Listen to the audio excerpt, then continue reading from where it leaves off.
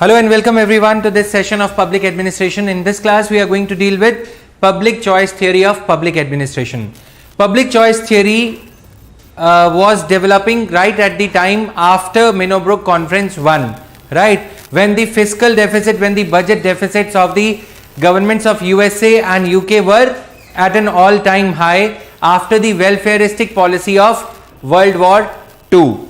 So an alternative was thought of in the manner that the governments could be relieved of unnecessary burden that they have taken onto themselves, so that the works which could best be done by the private sector should be handed over to private sector. So public choice approach deals with, it is somewhat similar to new public management. We are going to deal with it today. So write down a bit of it first. कल की class में किसी को कोई doubt?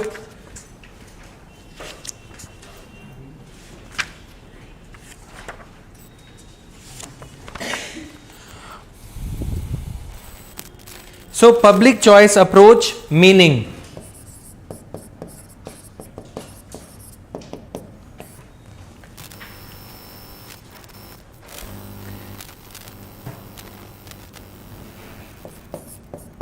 इसमें there was a thinker Dennis Mueller. Dennis Mueller defines public choice theory thus: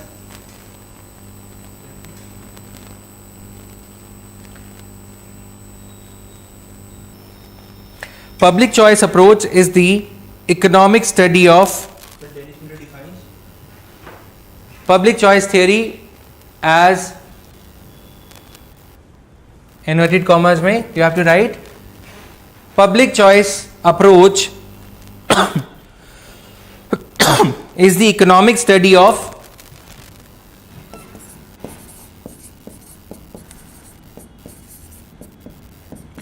non-market decision making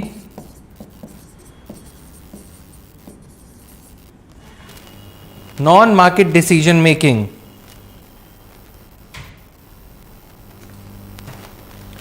It is the application of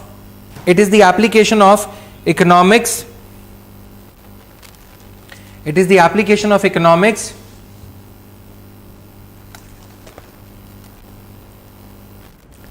to the political process of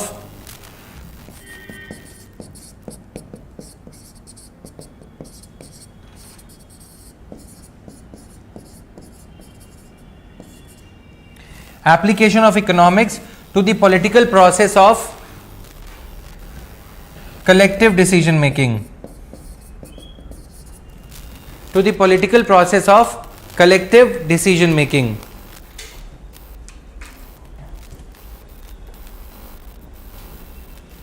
Application of economics to the political process of collective decision making.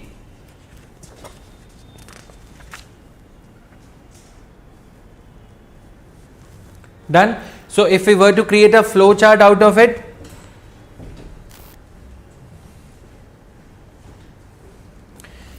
this is this way.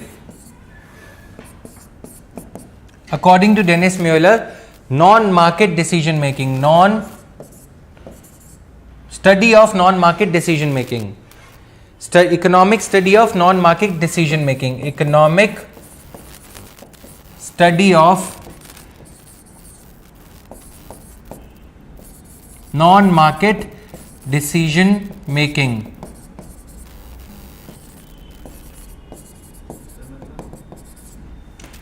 I'm explaining. Then application of economics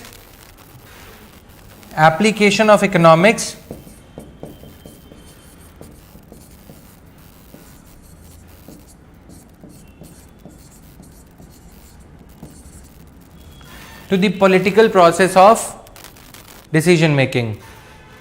To the political process of, breaking down the same definition, to the political process of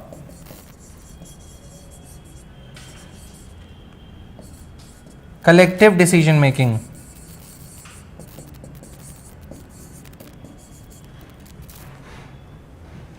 ठीक, now understand this. Economic study of non market decision making. Non market means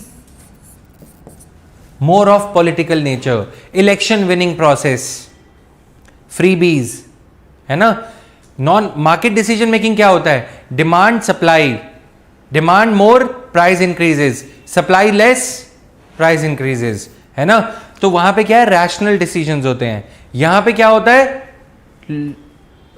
I Kainchi decisions या attention grabbing decisions. हम नई, भाइयों बहनों, हम नई bullet train लाएंगे, right. या मोदी सरकार ने रेलवे का भाड़ा नहीं बढ़ाया, या फिर नया सेंट्रल विस्टा बनाएंगे. कि how much of it is new. Public consumption, crowd consumption के लिए, मीडिया कंजम्पशन के लिए काम करना. मोदी सरकार ने तेल का दाम गिराया, is it economical? Electric vehicles लाई जा रही हैं, इज इट इकोनॉमिकल?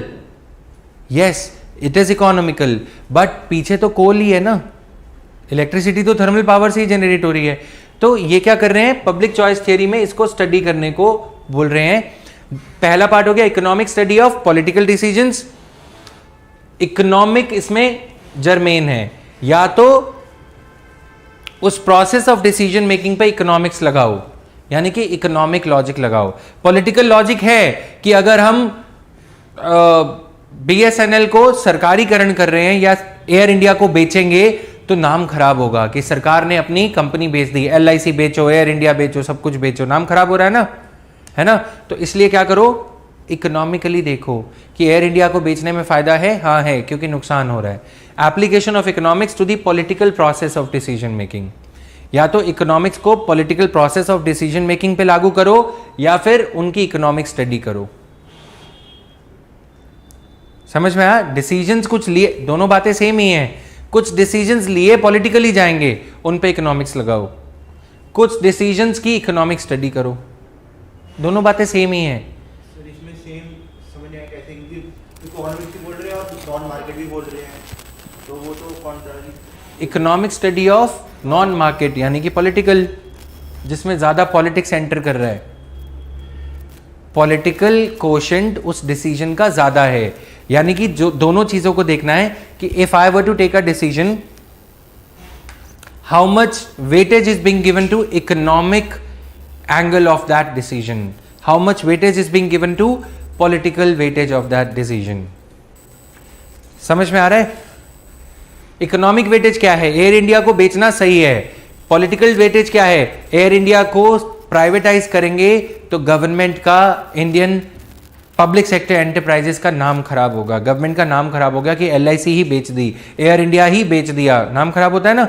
वो पॉलिटिकल वेटेज है. Economic study of non market decision making. Non market मतलब कि कोई पॉलिटिकल चॉइसेस ले रहा है, इकोनॉमिक चॉइसेस हैं उसमें कि नहीं. समझ में आया? जैसे आपने UPSC का डिसीजन लिया, दो तरीके हैं डिसीजन के. एक तो ये कि आपका मेरिट रिकॉर्ड कैसा है, दूसरा ये कि आपका क्रेज कितना है UPSC को करने का. इकोनॉमिक में इकोनॉमिक वेटेज क्या है? मार्क्स पीछे कितने आ रहे हैं. आप मेरिटोरियस हो, are you a meritorious student? नहीं. फिर आप कैसे डिसीजन ले रहे हो? पॉलिटिकली, मतलब इमोशंस पे आधारित, इमोशंस पे बेस्ड. समझ में आया? तो वो क्या है? Non market decision making. Economic study of non market decision making. Study economic कर रहे हैं, उसकी रुपए पैसे के तराजू में उसको तोल रहे हैं. डन. दूसरा, जहां जहां पे पॉसिबल है, या तो कहीं कहीं पे ऐसे डिसीजंस होंगे कि जो इकोनॉमिक स्टडी ही जिनकी करना काफी है. डिसीजन वो रहेंगे ही पॉलिटिकल, उनको इकोनॉमिक डिसीजंस नहीं बनाया जा सकता.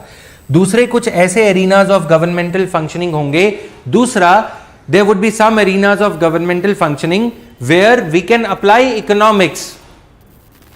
FCI को अनबंडल करना, एयरटेल, BSNL, MTNL, जियो, ये सारी कंपनीज का आपस में कॉम्पीट करना. इकोनॉमिक सप्लाई कर दी, हाईएस्ट बिडर को स्पेक्ट्रम एलोकेट करना. Economics, application of economics is possible, but process political रहेगा. यहां पे पॉलिटिकल का मतलब क्या है? दो मीनिंग है जो विंसेंट ऑस्ट्रॉम, इसके एक इंपॉर्टेंट थिंकर थे. एक तो हमने अभी अभी देखा डेनिस म्यूलर, दूसरा विंसेंट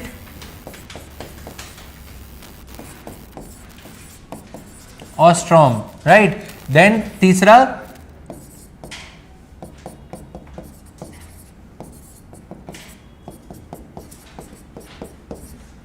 निस्कानेन, राइट। ये हम आगे पूरे पढ़ेंगे, इसको अभी लिखो मत, समझ में आया। तो उन्होंने बोला कि कुछ प्रोसेस, पॉलिटिकल का मतलब है corrupt, self centred, election winning, bureaucracy, self aggrandizing. Self aggrandizing का मतलब अपने आप की एनरिचमेंट को देखना, डन। दूसरा पॉलिटिकल प्रोसेस का मतलब ये है, पॉलिटिक्स का मतलब क्या है, पब्लिक डिसीजन मेकिंग और negotiation for the sake of public welfare. लोगों की भलाई के लिए किया गए काम को डिसीजन मेकिंग जो करी जाती है उसको पॉलिटिक्स कहते हैं, problem solving aspect of politics, ठीक है। Political process, 2G spectrum 3G spectrum को ऑक्शन किया गया, लेकिन यह भी देखा गया कि आम जनता को फोन मिल जाए, आम जनता सेल्यूलर सर्विसेज को अवेल कर पाए। ये क्या है, application of economics to the economic process? No, political process, because ingrained in that application of economics, included in that application of economics is at the same time the political aspect of accessibility of cellular services to the masses. Process economics है। FCI को unbundle किया, food procurement, food storage, food warehouses बना दिए FCI के godowns, and food distribution, तीनों को unbundle कर दिया। इकोनॉमिक सप्लाई करी ये चेक करने के लिए कि लॉस यहां हो रहा है या यहां हो रहा है या यहां हो रहा है। प्रोसेस पॉलिटिकल रहेगा, ये पता है कि यहां पे लोगों को वेलफेयर के लिए पीडीएस सस्ते में बेचना पड़ेगा, पॉलिटिकल प्रोसेस यहां पे रहेगा ही, यहां पे भी रहेगा। फूड प्रोक्योरमेंट, किसानों को मिनिमम सपोर्ट प्राइस 1850 पर क्विंटल देना ही पड़ेगा। प्रोसेस तो पॉलिटिकल हो गया ना। नफा नुकसान कितना है ये तो देख लें, होना तो वो है ही, ये बना रहा है पॉलिटिकल प्रोसेस। नफा नुकसान नहीं होने देना तो फिर पूरी तरह से इकोनॉमिक प्रोसेस हो गया। समझ में आया? पेट्रोल सस्ते में बेचना पड़ेगा, लेकिन क्या उस सस्ते के बेचने के चक्कर में, सस्ता बेचने के चक्कर में, क्या हमारे ONGC के, गेल के, गैस अथॉरिटी के, भारत पेट्रोलियम कॉर्पोरेशन लिमिटेड के ऑफिसर्स भी करप्ट हो जाएं? क्या वो इनएफिशिएंट हो जाएं सिर्फ इसलिए कि अल्टीमेटली लॉस ही होना है? गवर्नमेंट डिपार्टमेंट में जब जाते हो तो बोलते हैं ना कि पेपर्स हैं, कोई बात नहीं घर ले जा, वैसे भी तो सरकार के ही हैं। वो मेंटालिटी नहीं आनी चाहिए। एसी चल रहा है, कोई बात नहीं, 5 स्टार है, कोई बात नहीं, 1 स्टार है, बिल तो आना ही है, सरकार का ही आना है। वो मेंटालिटी नहीं आनी चाहिए। काम करो, इकोनॉमिक सप्लाई करो, ये अलग बात है कि लॉस होगा। लॉस जो होगा वो जनता के चलते हो, ब्यूरोक्रेसी के चलते ना हो। लॉस जो होगा वो पॉलिटिकल फायदों के चलते ना हो, इलेक्शन विनिंग के चलते ना हो। लॉस तो होना है क्योंकि जन सेवा है। पब्लिक ट्रांसपोर्ट बस चलेगी, वो तो चलेगी, लेकिन ये बोलना कि वो सबके लिए फ्री है, गलत। ये बोलना कि वो जानबूझ के घाटे में चलाएंगे क्योंकि जनता को नहीं, उस प्राइवेट कॉन्ट्रैक्टर को फायदा दिया जा रहा है जिसकी बसेस चल रही हैं, वो गलत। समझ में आया? ब्रिज बनेगा, इतनी सारी बसेस चलेंगी, गिरेंगी तो है, गिरेगा तो है ही, लेकिन इसलिए नहीं गिरे क्योंकि उसमें सस्ता मटेरियल लगाया और पैसे पूरे दिए। समझ में आया? ये कैसे होगा? जब हम पब्लिक को चॉइस देंगे कि आप यहां से चाहो तो यहां से सर्विसेज ले सकते हो, पर्सन ए से चाहो एयरटेल से, चाहो एयरटेल से, BSNL से चाहो तो BSNL से। ये कहा गया कि पब्लिक को चॉइस दे दो। मैंने अभी इस डेफिनेशन का मीनिंग समझाया। पब्लिक चॉइस थियोरी में क्या होता है वो हम बाद में समझेंगे। I have just broken down this definition into various parts so as to explain you the meaning of what is the meaning of application of economics to the political process. Just because in the ultimate analysis there is going to be loss does not mean that the economics should not be applied at all to it. समझ में आया? नहीं समझ में आया? बिजली सस्ते में बेचनी पड़ेगी, लेकिन ये क्या मतलब है कि रिलायंस पावर को ही पैसे बांटते रहो, टाटा पावर को पैसे देते रहो? इलेक्ट्रिसिटी सस्ते में बिकेगी, लेकिन ये मतलब नहीं है ना कि बेचते ही रहो फ्री में, उन कॉन्ट्रैक्टर का फायदा करा दो, राइट? कोल इंडिया लिमिटेड सरकारी कंपनी है, लेकिन इसका ये मतलब नहीं है ना कि मोनोपोली होने की वजह से कोयला माइनिंग प्रॉपर होगी ही नहीं, जितना सफिशिएंट कोल चाहिए वो माइन ही नहीं हो पाएगा टाइम पे। ये क्या है, पब्लिक चॉइस ना होने की वजह से ऐसा हो रहा है कि हमारे पब्लिक सेक्टर एंटरप्राइजेस इनएफिशिएंट हो गए। Done.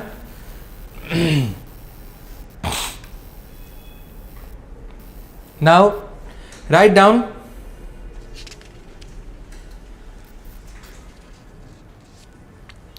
next paragraph after you have made this flow chart. To elaborate this approach, this approach seeks to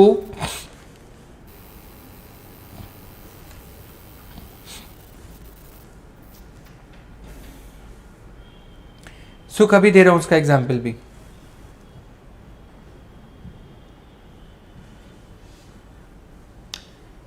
To elaborate, this approach seeks to apply standard concepts of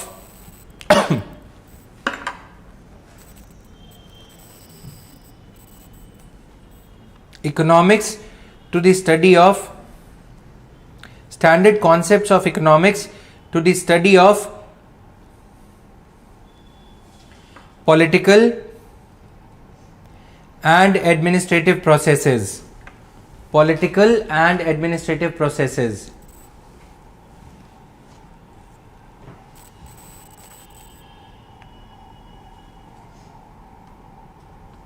Political and administrative processes, and seeks to explain the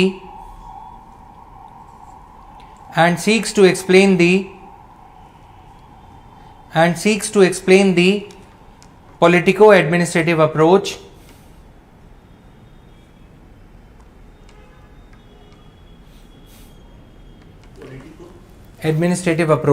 and seeks to explain the politico-administrative approach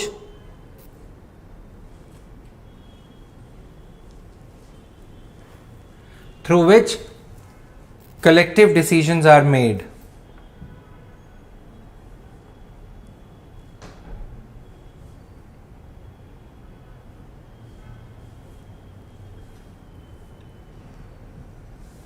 Done. Next paragraph. To further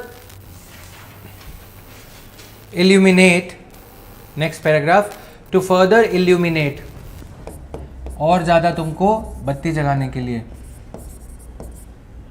to further illuminate, to further enlighten, right, समझने के लिए, to further illuminate, the public choice approach examines the process of PCA, public choice approach की short form, और PCT examines the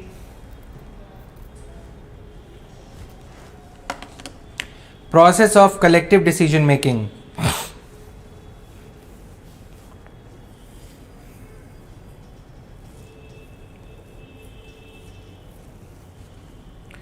Examines the process of collective decision making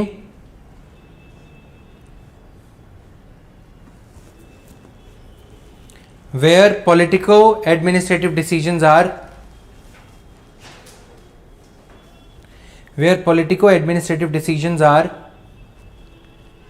taken by few,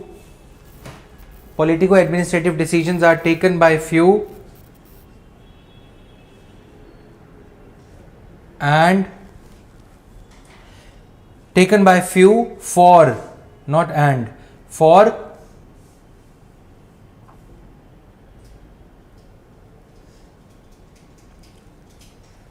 and on behalf of many, for and on behalf of many.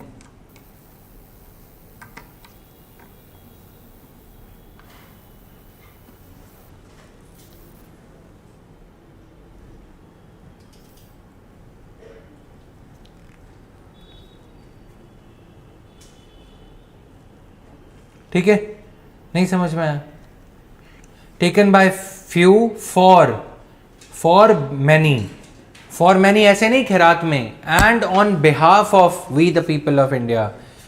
Akhilesh Yadav ने ये decide किया laptop देना है, किसको? लोगों के लिए। किसके बिहाफ पे? अपने पिता के पैसे के बिहाफ पे नहीं, हमारे पैसे पे। तो हमारे बिहाफ पे डिसीजन लिया गया, ठीक। The underlying issue to examine here is that the underlying issue to examine here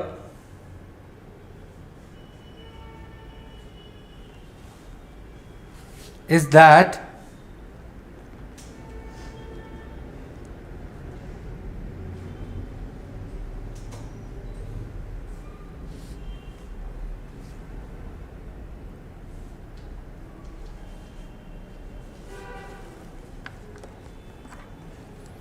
the underlying issue to examine here is that when collective decisions are being taken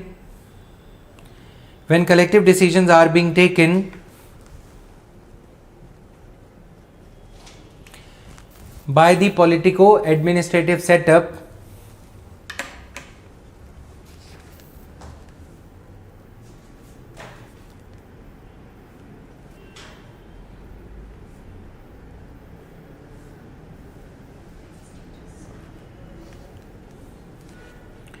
when politico-administrative decisions are being taken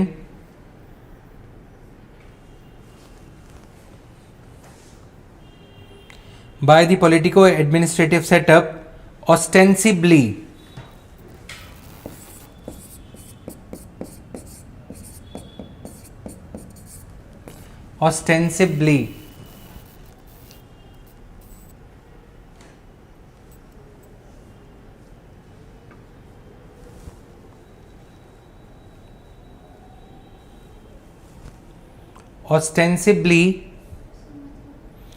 in the public interest.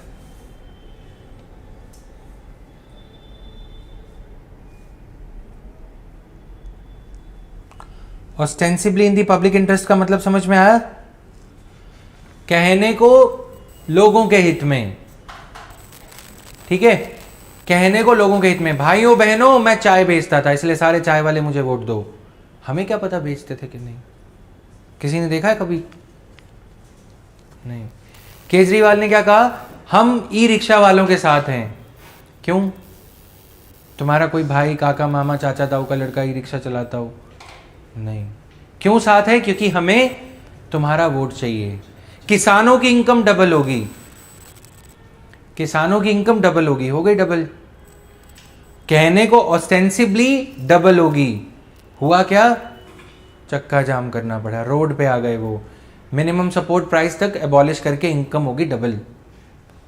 ये किया ना ostensibly. बोले कि हम तुम्हें laptop दे रहे हैं, हमें क्या पता कि लैपटॉप का लैप का मतलब क्या होता है? झोली, गोद, है ना। हमें क्या पता उस लैपटॉप के बदले में आपकी झोली में इतने, आपकी लैप में इतने पैसे रखे गए कि आप सभी चीफ मिनिस्टर्स में से टॉप पे आ गए। इतनी बड़ा यूपी, इतने सारे लैपटॉप्स बांटे, हर लैपटॉप में अगर 10,000 भी मिले होंगे, 5,000 भी मिले होंगे कमाई के, स्विस बैंक में कितना पैसा गया होगा। और लैपटॉप इतना सही कि अखिलेश से भी स्लो चलता था। मतलब समझ रहे हो पॉइंट क्या है? Ostensibly for the public, ostensibly मतलब कहने को, for the sake of it public. Rafale खरीदा इतना महंगा, देश खतरे में है। ये है ना, देश जब से बीजेपी है देश खतरे में ही है। खुद ही पठानकोट अटैक करवा देते हैं, राइट। उरी अटैक खुद ही हो गया। उनकी डिटेल इनको खुफिया मतलब इंटेलिजेंस नेटवर्क इतना सही कि सिर्फ नेशनल सिक्योरिटी एडवाइजर को ही नहीं, अर्नब गोस्वामी तक को पता था कि अटैक होने वाला है। ये क्या है? हमारी सेफ्टी के लिए राफेल खरीदे गए महंगे दाम पे, कहने को हमारी सेफ्टी, लेकिन किसकी लग्जरी? पार्टीज की। समझ में आया? तो this is how e vehicles ली जा रही है, पॉल्यूशन कम होगा। किसने कह दिया? हर इलेक्ट्रिक कार जो बनेगी उसमें कट होगा। हर चार्जिंग स्टेशन जो लग रहा है, नितिन गडकरी थोड़े और फूलते जा रहे हैं। मतलब समझ में आया? Ostensibly for public, but ostensibly in the public interest, comma, are they really in public interest? And if not, then what can be the alternative?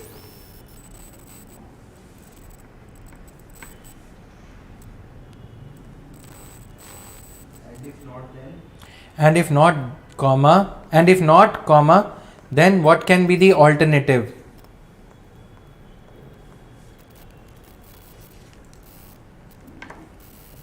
Question mark.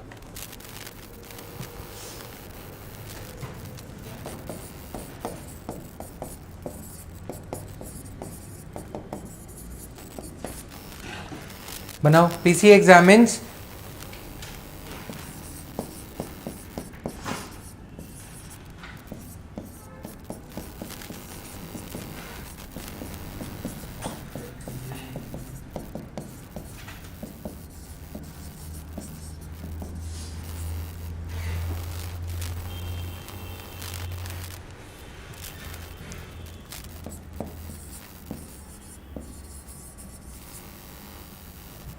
ostensibly is the opposite of really. reality का opposite. ठीक है.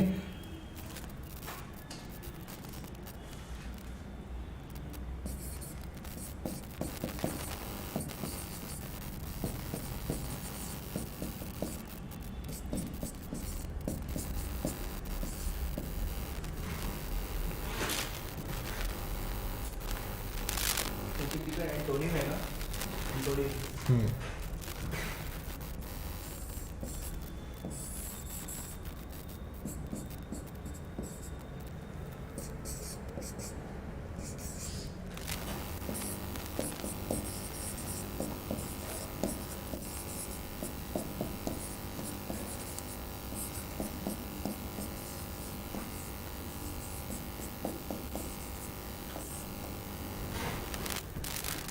No, then what is the alternative?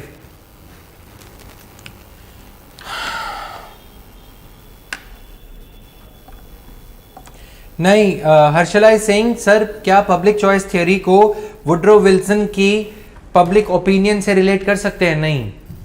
यहां पे thinkers, policy makers, private sector ये पूछ रहा है कि क्या जो आप जनता के नाम पे पर्ची काट बोलते हैं ना, जैसे मैं लेट हो गया, बॉयफ्रेंड से गर्लफ्रेंड से मिलने गया था, तो मैंने अपने भाई के या दोस्त के बीमार होने की पर्ची काट दी.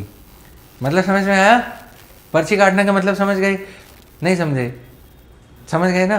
तो मतलब तुम क्या करते हो, एक्सक्यूज जब किसी का बनाते हो, प्रिटेक्स्ट कुछ और बनाते हो. तो यहाँ पे जनता के नाम की जो पर्ची काटी जा रही है, क्या वो वाकई जनता को उसका फायदा मिल रहा है? बहाने बनाना, राइट? तो क्या उनको फायदा मिल रहा है? समझ में आया? अगर नहीं मिल रहा तो फिर ऑल्टरनेटिव क्या है? Then what is the alternative? समझ में आया? डन?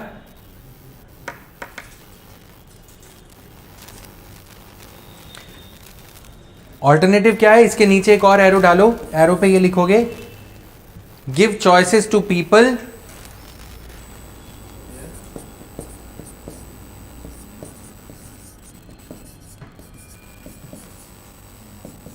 इसी के नीचे यहां पे under that arrow you have to write give choices to people. मैंने तो यहीं पे बोला था, वो बाहर क्या करने गए? मैंने बोला लिखने गए वो बाहर, स्क्रीन से बाहर चला गया, he is gone out. So give choices to people, give choices to people through institutional pluralism.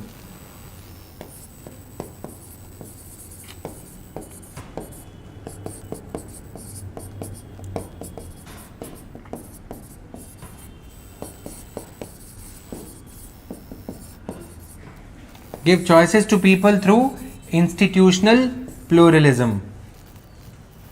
People through institutional pluralism. Plural institutions, multiple institutions. There used to be a dominance of public sector banks. तुम पैसे लेके जाते थे, अच्छी खासी Lakshmi salary लेके गए, या सैलरी तो चलो छोड़ो, मतलब तुम पैसे लेके गए जमा कराने के लिए, कैशियर तुम्हें घूर रहा है, तुम्हें लगा मैं इतने सारे पैसे लेके आया मेहनत के कमा के, इसके बाप का क्या बिगाड़ दिया मैंने? मतलब समझ आया? मतलब सरकारी बैंक में ये होता था. प्राइवेट सेक्टर में क्या है? ऐसा लगता है जैसे dog is sitting and with the tongue outside his mouth always. आ जाओ पैसे, यस डिपॉजिट करो. ये क्या है? अप्रोच चेंज हो गई, राइट? क्यों चेंज हो गई? There are so many players. The more the money a bank would get deposited in its branch, the better it would be for the entire staff, क्योंकि उनका टारगेट पूरा होगा deposits का. पब्लिक सेक्टर वाले को क्या पता है, आ गए हैं पैसे लेके, राइट? क्यों? उसका कोई इंसेंटिव, तब सरकारी बैंक ही है, कहाँ जाओगे? तुमने बोला कि आप ऐसे घूर क्यों रहे हो या कुछ, क्या कर लोगे? पैसे तो यहीं डिपॉजिट कराओगे, कहीं दूर थोड़ी चले जाओगे, क्योंकि हम ही हैं बस। पोस्ट ऑफिस में गए तो आराम से काम होगा, है ना। तो अब ऑल्टरनेटिव क्या है? बोले आप ही की सेवा में। वो क्या, कौन से बैंक का टैगलाइन है? सदैव आपकी सेवा। दिल्ली पुलिस है वो तो, खैर ठीक। पॉइंट क्या है? मतलब कुछ ऐसा बैंक के लिए, बैंक के बाहर लिखा है कि आपकी सेवा में, कुछ ऐसा है ना, service, where service comes first, इस तरह की टैगलाइन है। But are they really serving अस?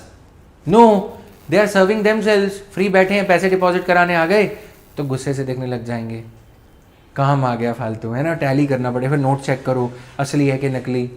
फिर वो एक एक नोट को ऐसे घूरेंगे सरकारी बैंक में जैसे हाँ तुम ही चोर हो और तुम ही वो नोट प्रिंट करके आए हो। देखते हैं ना ऐसे, कभी देखते हो बैंक में? क्यों? कोई इंसेंटिव नहीं था। अब अगर नहीं है ये डिसीजंस पब्लिक इंटरेस्ट में, 3 पार्ट्स हैं इस थियरी के, कि पहला इन्वेस्टिगेट करो कि जो कहा जा रहा है वो क्या वाकई पब्लिक इंटरेस्ट में है। नहीं, अगर नहीं है तो फिर है ही क्यों? जनता के पैसे पे फिर क्यों इंस्टीट्यूशन चला रहे हो, राइट? आपने पूछा सो कि इसका कोई एग्जांपल दो। Economic study of non market decision making. बोला गया कि सेक्रेटरीज जो डिसीजन ले रहे हैं उनकी इकोनॉमिक स्टडी करी जाए, उसमें इतना नुकसान हो रहा है। गवर्नमेंट की कंपनीज के चलने की वजह से, भारत पेट्रोलियम कॉर्पोरेशन के चलने की वजह से इतना नुकसान हो रहा है। Economic study of decisions that have to be taken. सरकारी बैंक्स के इतने एनपीएस बढ़ रहे हैं जबकि प्राइवेट सेक्टर के एनपीएस कम बढ़ रहे हैं, ऐसा क्यों? Why is it happening? क्योंकि economic study of non market decision making करेंगे तो पता लगेगा क्यों। यस, बोला गया प्रधानमंत्री स्कीम्स को मर्ज करना, यस, बजट कट करना। बोला गया कि प्रधानमंत्री जन आरोग्य योजना अगर government hospitals, only government hospitals के थ्रू इंप्लीमेंट होगी तो इनएफिशिएंट होगी और टाइम लग जाएगा वो पोलियो की ड्रॉप या कोई भी ट्रीटमेंट को पहुंचने तक, क्योंकि पहले हॉस्पिटल बनेगा, फिर डॉक्टर्स रिक्रूट होंगे, फिर नर्सेज, फिर मेडिसिन, फिर जाके कहीं एम्बुलेंस लास्ट में लेने जाएगी। क्यों ना उन प्राइवेट सेक्टर हॉस्पिटल्स को ही रोप इन कर लें जो already existing network of private hospitals है, राइट? ये कह कह के इन्होंने अपनी जेब भरना शुरू कर दिया प्राइवेट सेक्टर वालों ने। पब्लिक को चॉइस, अब ये भी तो जनता के नाम पे पर्ची काट रहे हैं ना। पब्लिक चॉइस के नाम पे दे आर सेइंग कि द एंटायर स्ट्रक्चर जो आप कह रहे हो वो गलत है। एफसीआई को प्राइवेटाइज कर दो, Shanta Kumar committee report. LIC को प्राइवेटाइज कर दो, राइट, ताकि उसको खुद का इंश्योरेंस करवाना पड़े। यही हो रहा है ना।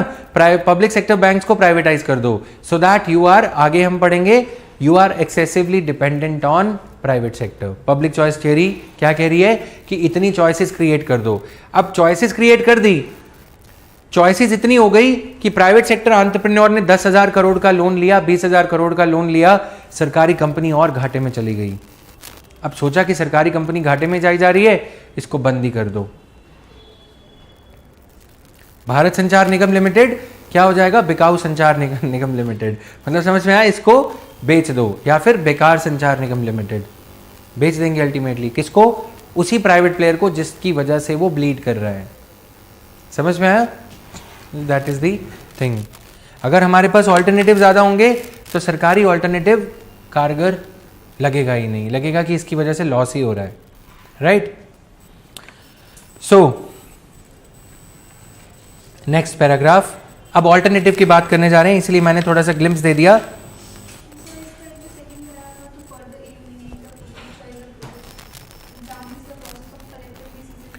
टू फर्दर इल्यूमिनेट, कॉमा, अब पढ़ो। Examines the process of collective decision making. क्या प्रोसेस है? आपने डेलिब्रेशन करी, डिसीजन मेकिंग प्रोसेस क्या है? आपने क्या प्रोज एंड कॉन्स को आइडेंटिफाई करा। अगर हम इथेनॉल ब्लेंडिंग करने जा रहे हैं तो वो डिसीजन इथेनॉल ब्लेंडिंग का कैसे लिया, उस प्रोसेस के लॉजिक बताओ। हर डिसीजन जो सरकार ले रही है, पेट्रोल का दाम बढ़ाना है, एलआईसी को बेचना है, राइफल खरीदना है, तो ये बताओ आपने क्या क्या ऑप्शंस कंसिडर करी। ठीक, उस प्रोसेस में कुछ झोल होगा, सेल्फ इंटरेस्ट होगा, उसको भी एनलिस्ट करो, उस प्रोसेस में पब्लिक का वेलफेयर का इंटरेस्ट जुड़ा है, उसको भी लिस्ट आउट करो। पता तो लगे ना कि 25% नुकसान में जा रहे हैं क्योंकि जनता का फायदा करना है, पता तो लगना चाहिए ना, क्योंकि इस होड़ में, इस ब्लैक बॉक्स के प्रोसेस में सब अपनी जेबें भर रहे हैं। जिसके नाम पे जेब भरी जा रही है, जिसके नाम पे ये सारा प्रोसेस क्रिएट करा, उसको मिल ही नहीं रहा। समझ में आया? बिजली चली ट्रांसफार्मर से तुम्हारे घर के लिए, तुम्हारे घर पहुंची ही नहीं। यही हो रहा है ना, किसी और के घर पे, ब्यूरोक्रेट्स के घर पे 24/7 इलेक्ट्रिसिटी। अनाज चला लेकिन पहुंचा ही नहीं। यही तो हो रहा है ना। राजीव गांधी ने क्या कहा, केंद्र सरकार का 1 रुपया छोड़ा हुआ आम आदमी तक पहुंचते पहुंचते, बेनिफिशियरी तक पहुंचते पहुंचते 20 पैसे रह जाता है। पब्लिक चॉइस थियरी बोल रही है कि क्या ऐसा डिसीजन लिया, उसमें क्या तुम्हारा सेल्फ इंटरेस्ट है, ये वाला लैपटॉप तो वो वाला क्यों नहीं, अखिलेश यादव, वो वाला लैपटॉप तो दूसरा वाला क्यों नहीं। समझ में आया? उससे पता लगेगा कि आपका क्या इंटरेस्ट है। सबसे कोटेशन मंगवाई कि नहीं, कलेक्टिव डिसीजन मेकिंग कह रहे हो कलेक्टिव है, लेकिन क्या उसमें कलेक्टिव बेनिफिट है या सिर्फ सिलेक्टिव बेनिफिट है? सिलेक्टिव कौन? ब्यूरोक्रेट्स। समझ में आया? Political class. Process transparency.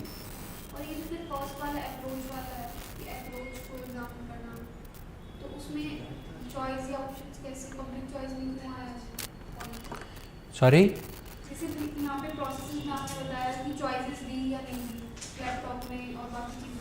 Choices नहीं दी, गवर्नमेंट ने आपके लिए चूज कर लिया कि लेनोवो का लैपटॉप देंगे।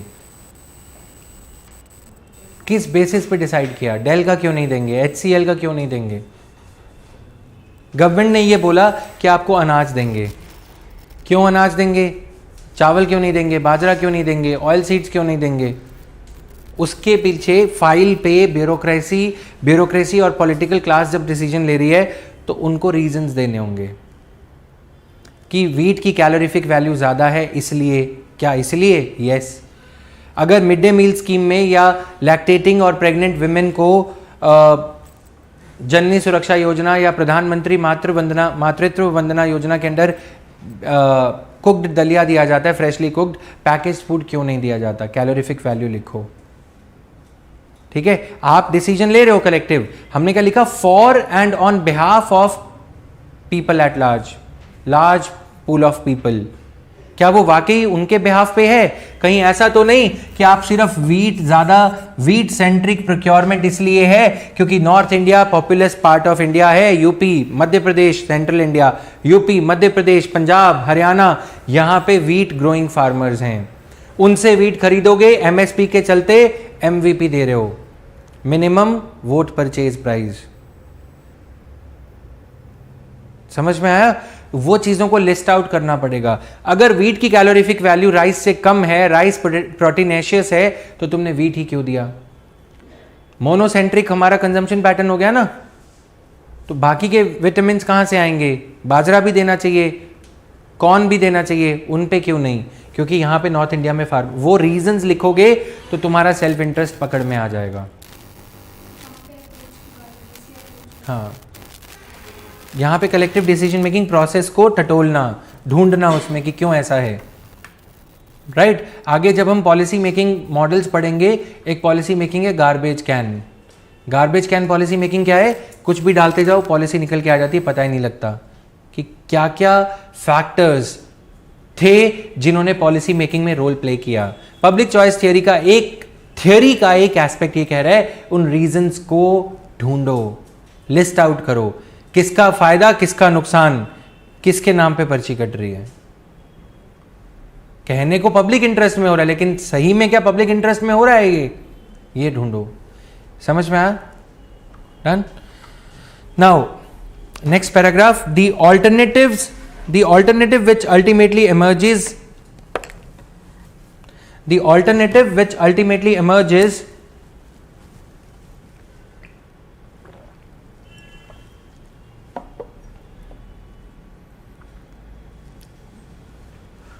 The alternative which ultimately emerges out of public choice approach analysis is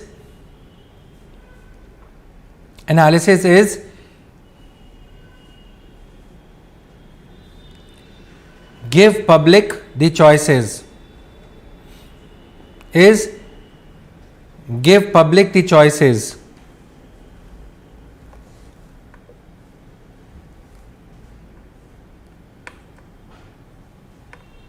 comma that is creating institutional pluralism.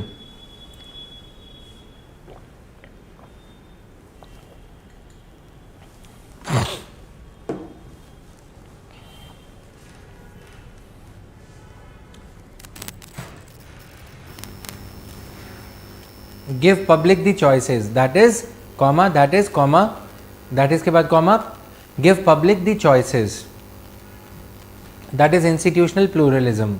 Bracket में लिख लो market place model.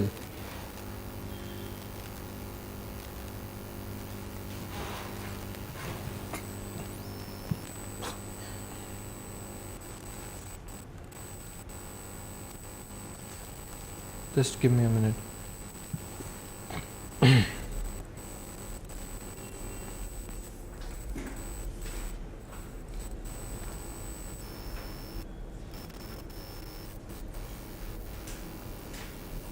Give public the choices. लिख लिया.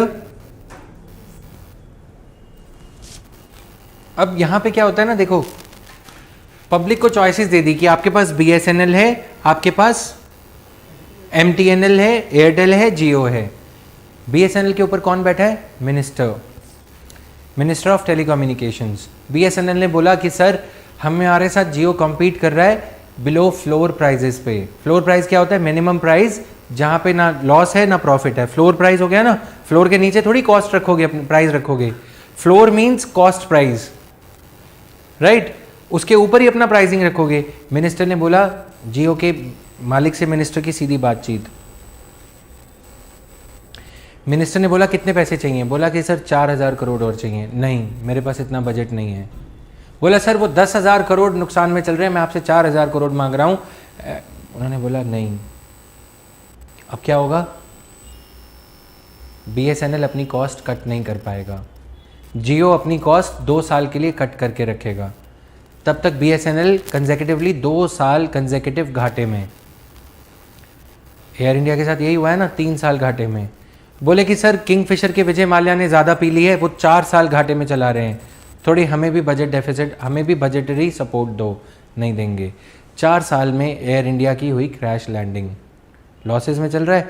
5वें साल वही कंपनीज जिनकी वजह से एयर इंडिया को लॉसेस हो रहे थे, वही एयर इंडिया को सस्ते दाम में एक्वायर कर लेंगे. और फिर उसके बाद मार्केट में जो चॉइस की बात हो रही थी, उसके आगे क्या लग गया? Choice, no choice. अब चॉइस नहीं है, अब सारी कंपनीज प्राइवेट. अब वो प्राइवेट कंपनी बोलेगी अच्छा 12,000 करोड़ में या 24,000 करोड़ में एयर इंडिया को खरीद लिया. उनका CEO उनको बताएगा सर ये कंपनी का पोटेंशियल 80,000 करोड़ का है, मैंने इसको 24,000 करोड़ में खरीद लिया. क्यों? क्योंकि जब ये उड़ेगी ना सर, तो सिर्फ हम ही उड़ रहे होंगे, हमारी ग्रुप ऑफ कंपनीज ही उड़ रही होंगी और कस्टमर के पास कहीं और जाने को नहीं होगा. तब हम 80 फ्लाइट्स की बजाय सिर्फ 18 फ्लाइट्स चलाएंगे. 10,000 वाली टिकट 25,000 की हो जाएगी. You've done a good job. Bonus कहाँ गया? स्विस बैंक अकाउंट में. जिसने घाटे पे कंपनी एक्वायर करी, सरकारी वाले ने बेच दी. अब सरकारी वाले ने जो घाटे पे बेची, उसने भी ये बोला कि हाँ मैं अप्रूवल देता हूँ. मिनिस्ट्री ऑफ एविएशन के सेक्रेटरी ने बोला कि मैं अप्रूवल देता हूँ, इतने फाइल पे लिख दिया कि इतने में बेच दो, बढ़िया है, अगले साल और 12,000 करोड़ का नुकसान लेना पड़ेगा. लेकिन कंपनी का पोटेंशियल था, यूज्ड नहीं था. समझ में आया? अब अगले 5 साल बाद क्या होगा? No choice. सारा कुछ एक ही एविएशन कंपनी के हाथ में. अब एक नहीं तो दो क्या करेंगी? कार्टेलाइजेशन. वही इकोनॉमिक्स थ्योरी जो इसकी जड़ है, जो इसकी फाउंडेशन है, इकोनॉमिक्स लिखा हुआ है, वही इकोनॉमिक्स थ्योरी हमें कार्टेलाइजेशन भी पढ़ाती है. तो इसका क्रिटिसिज्म ये है, it is the selective economic study of non market decisions. Selective कैसे? तुम ये कह रहे हो कि लोगों को चॉइसेस दो. क्या तुम ये कह रहे हो कि वो प्राइवेट कंपनी जान के घाटे में अपनी सर्विसेज बेच रही है? 5 साल के लिए घाटे में बेचोगे, 6वें साल फायदे में। तुम कायदे से यही तो कर रहे हो, तुम घाटे में हो अभी, 2-3 साल घाटे में चलोगे, तैयारी कर रहे हो, ना सोशल लाइफ है, ना कुछ, ना गर्लफ्रेंड, ना बॉयफ्रेंड है भी तो नाम का। उसके बाद तुम फायदे में, तुम्हें दुकान चल पड़ेगी। यही है ना, short term loss long term gain. तो पब्लिक चॉइस थ्योरी में जब ये ऑल्टरनेटिव्स को बोला कि अभी आप क्लोज्ड इकोनॉमी हो, सोशलिस्टिक हो, इसको ओपन करो, एलपीजी लेके आओ, चॉइस तभी तो आएगी। Liberalization, privatization, globalization, private companies आ गई, इंश्योरेंस कंपनीज प्राइवेट आ गई, चॉइस मिल गई, हमें मिल गई ना चॉइस। थर्ड पार्टी इंश्योरेंस कौन कर रहा है? सिर्फ सरकारी कंपनी। थर्ड पार्टी इंश्योरेंस समझते हो? आपको तो बता चुका हूं, नहीं समझते हो? थर्ड पार्टी इंश्योरेंस क्या होता है? Scooty, why should boys have all the fun. मान लो तुम स्कूटी पे हो, ठीक है, अब तुमने किसी दूसरे की BMW में स्कूटी ठोक दी, अपनी भिड़ा दी, तो अब थर्ड पार्टी का इंश्योरेंस है, तुम्हें कुछ नहीं मिलेगा, तुमने दूसरे का नुकसान कर दिया, उसको तुम्हारी इंश्योरेंस कंपनी पैसे देगी। According to police, traffic police norms या motor vehicles act, third party insurance is mandatory है, करवा के रखना है।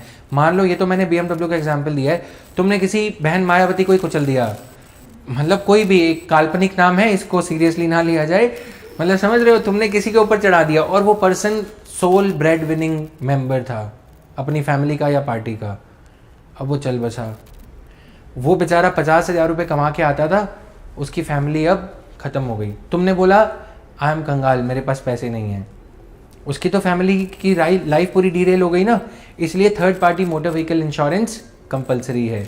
अब पब्लिक को चॉइस दी, बोले कि पहले न्यू इंडिया इंश्योरेंस लिमिटेड होता था, new India insurance, right, general insurance, oriental insurance, ये सरकारी कंपनीज थी, 2-3 और होंगी। अब क्या किया, बोले कि प्राइवेट इंश्योरेंस भी है, Reliance insurance, Maruti insurance, hyundai insurance, HDFC Ergo, ERGO, right, ये सारी इंश्योरेंस कंपनीज हैं। बोले कि जिससे भी चाहे ले लो। जब तुम कॉल करोगे पब्लिक चॉइस के नाम पे कि मेरे को इंश्योरेंस लेना है, बोले कौन सा लेना है, बोले थर्ड पार्टी।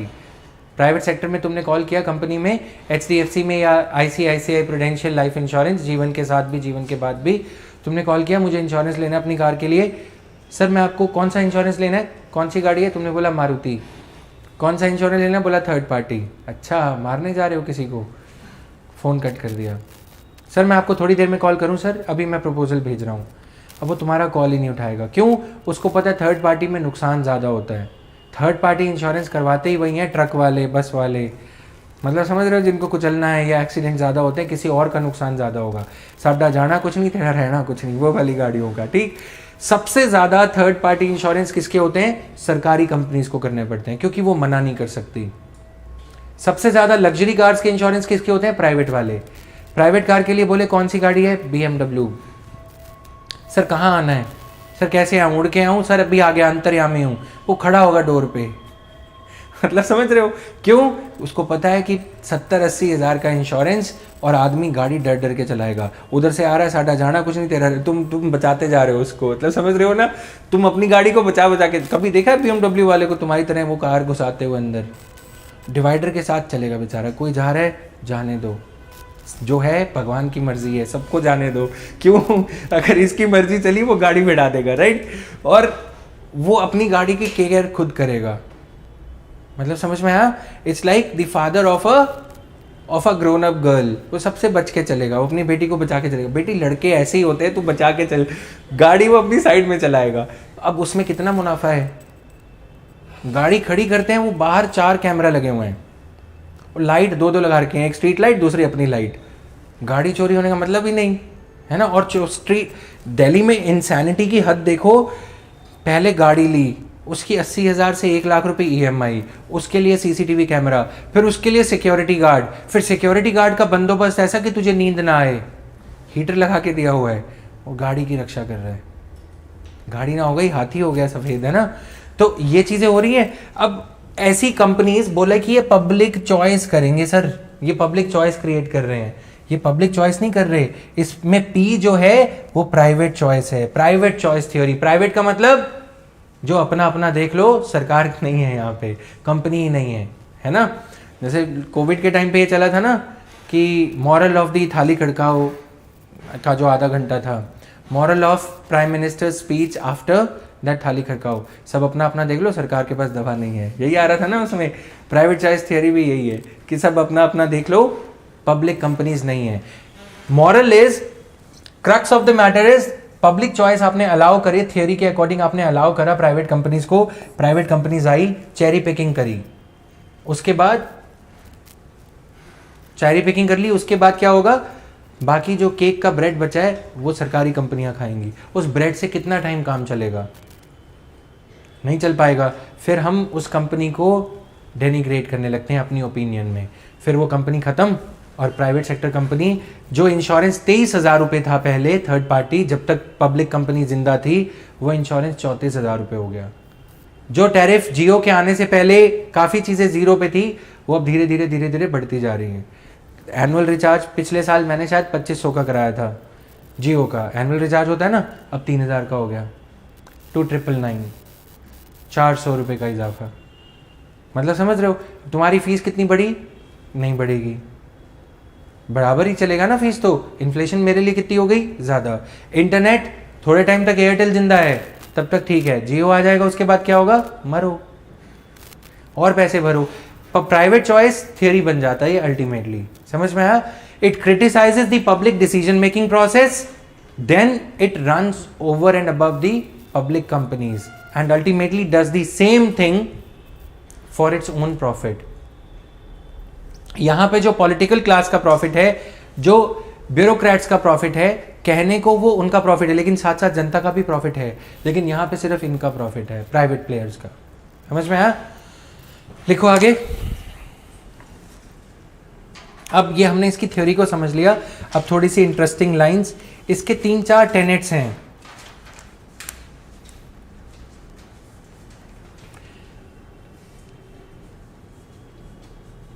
सबसे पहले लिखो institutional pluralism. Institutional pluralism,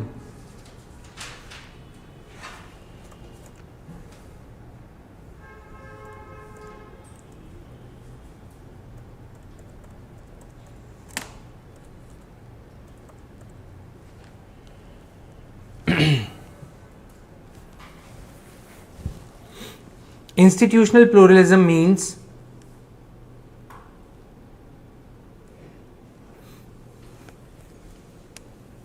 the presence of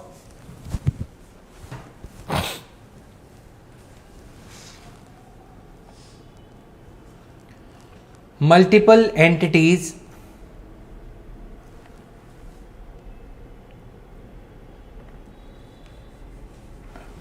providing the same goods and services.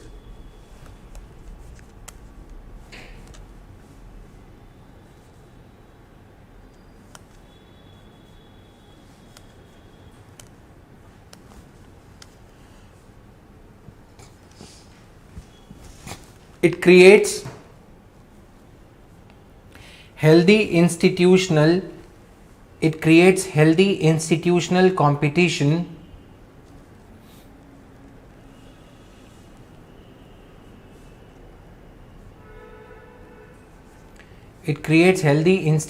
competition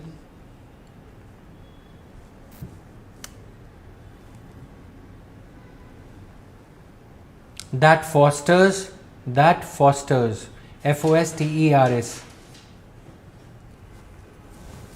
efficiency and economy.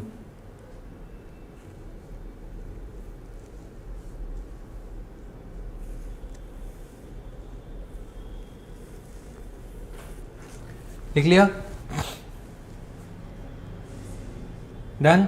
Now write down the meaning of methodological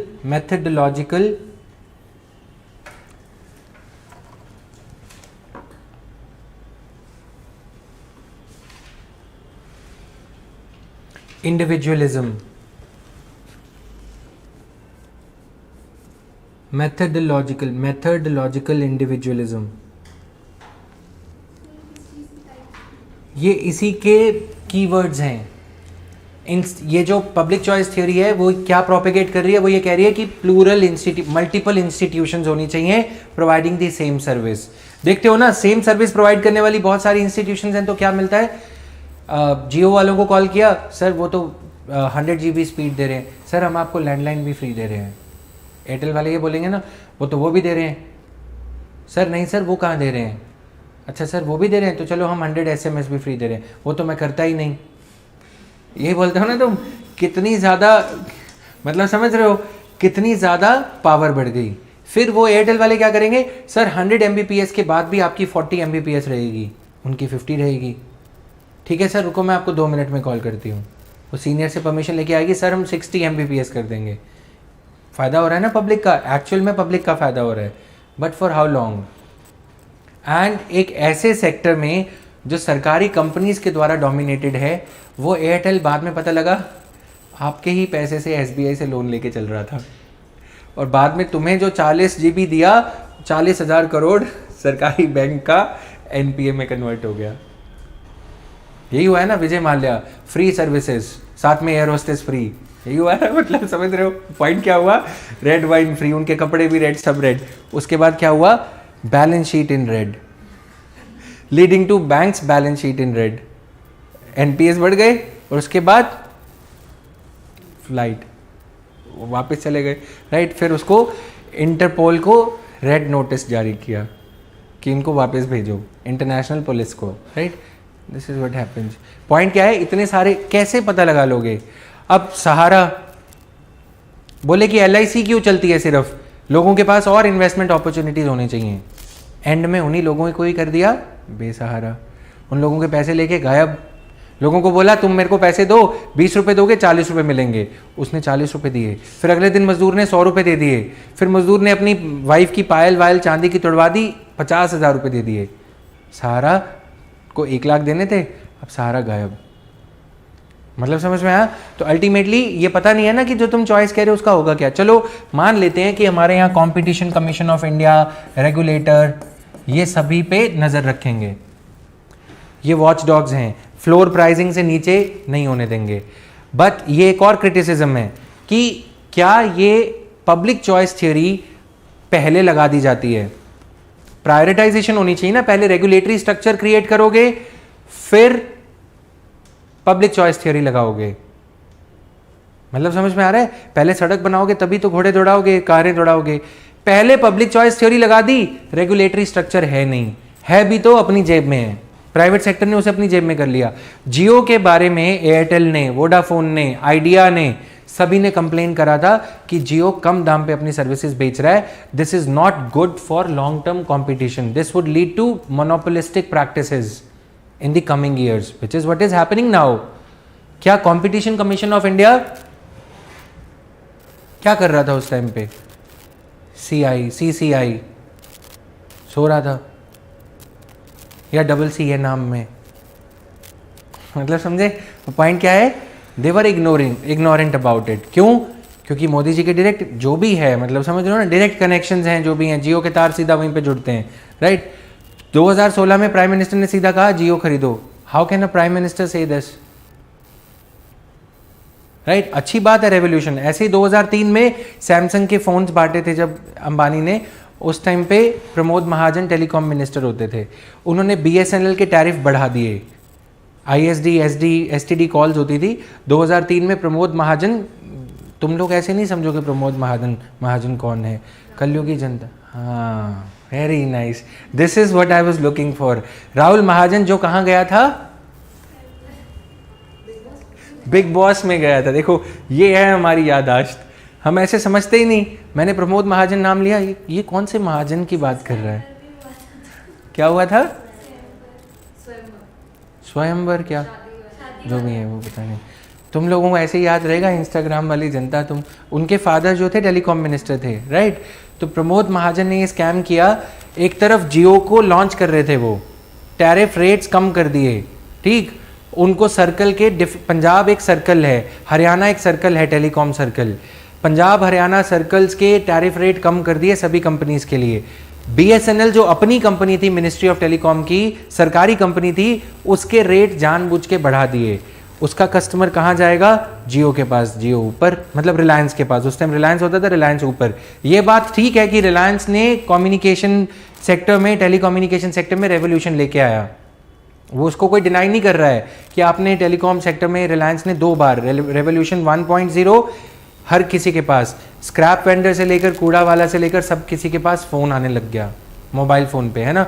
कभी उस टाइम पे तो आलम ये हो गया था, वो ऊपर वाली बिल्डिंग पे दिल्ली में लोग रहते हैं, वो जो गार्बेज कलेक्ट करने आता है, मैडम कूड़ा भेज दो नीचे, वो ऊपर से नीचे फ़ोन करता था। सच वॉज द केस। उससे पहले क्या होता था?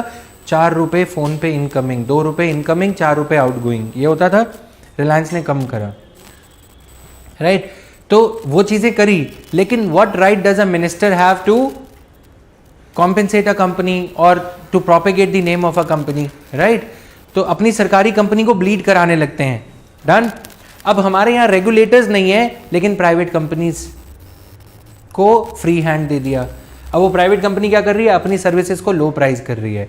तो सबसे पहले ये होना चाहिए, फिर पब्लिक चॉइस थियरी होनी चाहिए, राइट। और इसके साथ एक और अप्रोच कर दी हमने, इसको फुल प्रूफ बनाने के लिए हमने क्या करा? कॉम्पेंसेटरी फंड बनाना शुरू कर दिया। मैंने शायद किसी क्लास में बताया था करंट अफेयर्स की। कॉम्पेंसेटरी फंड क्या है? टेलीकॉम में ये पता है कि रिलायंस टेलीकॉम में we know very well that Reliance would capture only the metro cities. Metro cities में दिल्ली में क्या है? 100 Mbps। प्राइम मिनिस्टर ने 2015 में बोला था there would be no more highways, there would be internet highways. वो बहुत लॉजिकली बोला था। हम लोग यूपीएससी वाले हैं, तैयारी कर रहे हैं, तो सोचा करो इंटरनेट हाईवेज का मतलब क्या है? That why many of us, why do we go to our relatives place? Diwali आई, मनाने जा रहे हैं, मिलने जा रहे हैं, है ना। इंटरनेट हाईवेज होंगे, 5 GB स्पीड होगी, तो अल्ट्रा रियल पिक्चर दिखने लगेगी, जाने की ज़रूरत नहीं। ट्रांजैक्शन है, मिलना है। आज क्या होता है? अभी भी हमें तेज़ बोलना पड़ता है जूम मीट पे, क्योंकि आवाज़ वहाँ पे जाएगी। हमें लगता है कि अभी जैसे ऑनलाइन जो देख रहे हैं उन्हें लग रहा होगा कि रियल क्लास का मज़ा अलग है, लेकिन आने वाले टाइम में क्या होगा? इंटरनेट से और ज़्यादा रियल हैंड एक्सपीरियंस आपको नज़र आने लगेगा। 5G आ रहा है जैसे ही, है ना। तो वो इंटरनेट हाईवे से काम ज़्यादा तेज होने लगेगा। ट्रांजैक्शन करी और हो गई, राइट। तो उसी उद्देश्य पे ये सारी चीज़ें चल रही हैं, पब्लिक चॉइस थ्योरी और वो सारा कुछ ज़्यादा है, राइट। तो इंटरनेट हाईवेज की ज़रूरत कम पड़ेगी और प्राइवेट कंपनीज और ज़्यादा आएंगी, इंटरनेट पेनिट्रेशन और ज़्यादा बढ़ेगा, हर गांव में इंटरनेट का कनेक्शन। सरकारी कंपनी होगी, ये बात ठीक है कि स्पेस कम हो जाएगी। पेस जो है अभी तक भारत नेट नहीं इंप्लीमेंट हो पा रहा, प्राइवेट सेक्टर को लेके आएंगे तो जल्दी हो जाएगा और ज़्यादा प्लेयर्स होंगे, कंपटीशन होगा, कस्टमर की लूटिंग कम होगी, लेकिन ये रेगुलेटर होना ज़रूरी है पहले। डन। अब कुछ इंटरेस्टिंग टर्म्स लिखो। Yes, it rejects viewing the society as an organism. Methodological individualism. It rejects viewing the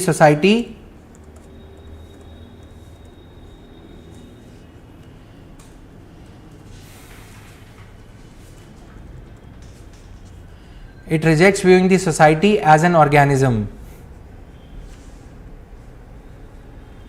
and considers the holistic approach misleading.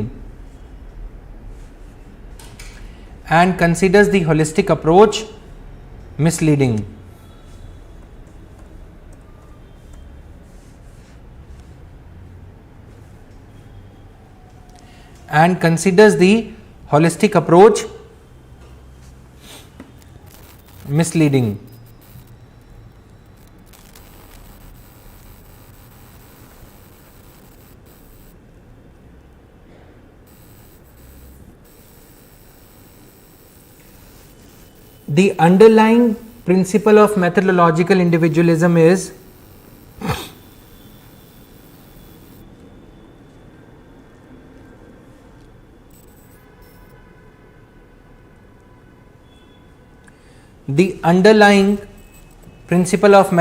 methodological individualism is the principle that subjective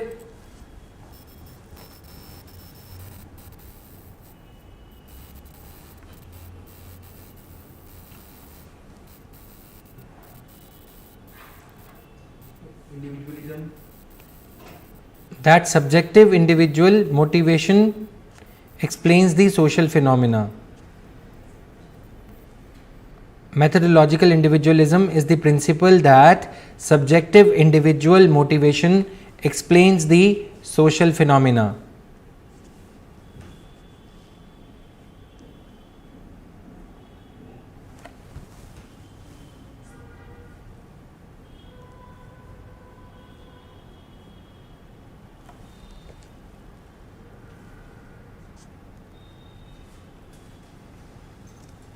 समझ में आया? यहाँ पे ये कहा जा रहा है कि जो इंडिविजुअल है वो मैथडोलॉजिकली इंडिविजुअलिज्म लगा के अपना डिसीजन लेता है. What is good for me as an individual may not be good for you as an individual. अभी तक जो ये पब्लिक चॉइस थ्योरी किस पे आधारित है कि पब्लिक को चॉइस दो. पब्लिक तो बहुत लार्ज है, उस पब्लिक में भी हर इंडिविजुअल के पास चॉइस हो.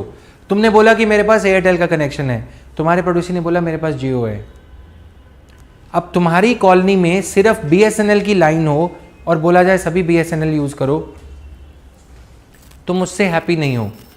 बीएसएनएल क्या करता है? वाईफाई, इंटरनेट प्लस कॉलिंग दोनों फैसिलिटीज देता है, राइट? तुम्हें सिर्फ कॉलिंग चाहिए तो तुम्हारे लिए कौन सा बेस्ट हुआ? BSNL only calling plan. वो बोलते हैं कॉलिंग प्लान कितने का? 400 रुपये का. और वाईफाई प्लान कितने का? 500 का. अब तुम क्या करोगे? तुम्हें तो लग रहा है ना कि तुम सिर्फ कॉलिंग प्लान ले रहे हो तो तुम्हारा नुकसान है, तुम 500 वाला लोगे. अब ये जो 400 और 500 वाली गेम है ये किस पे बेस्ड है?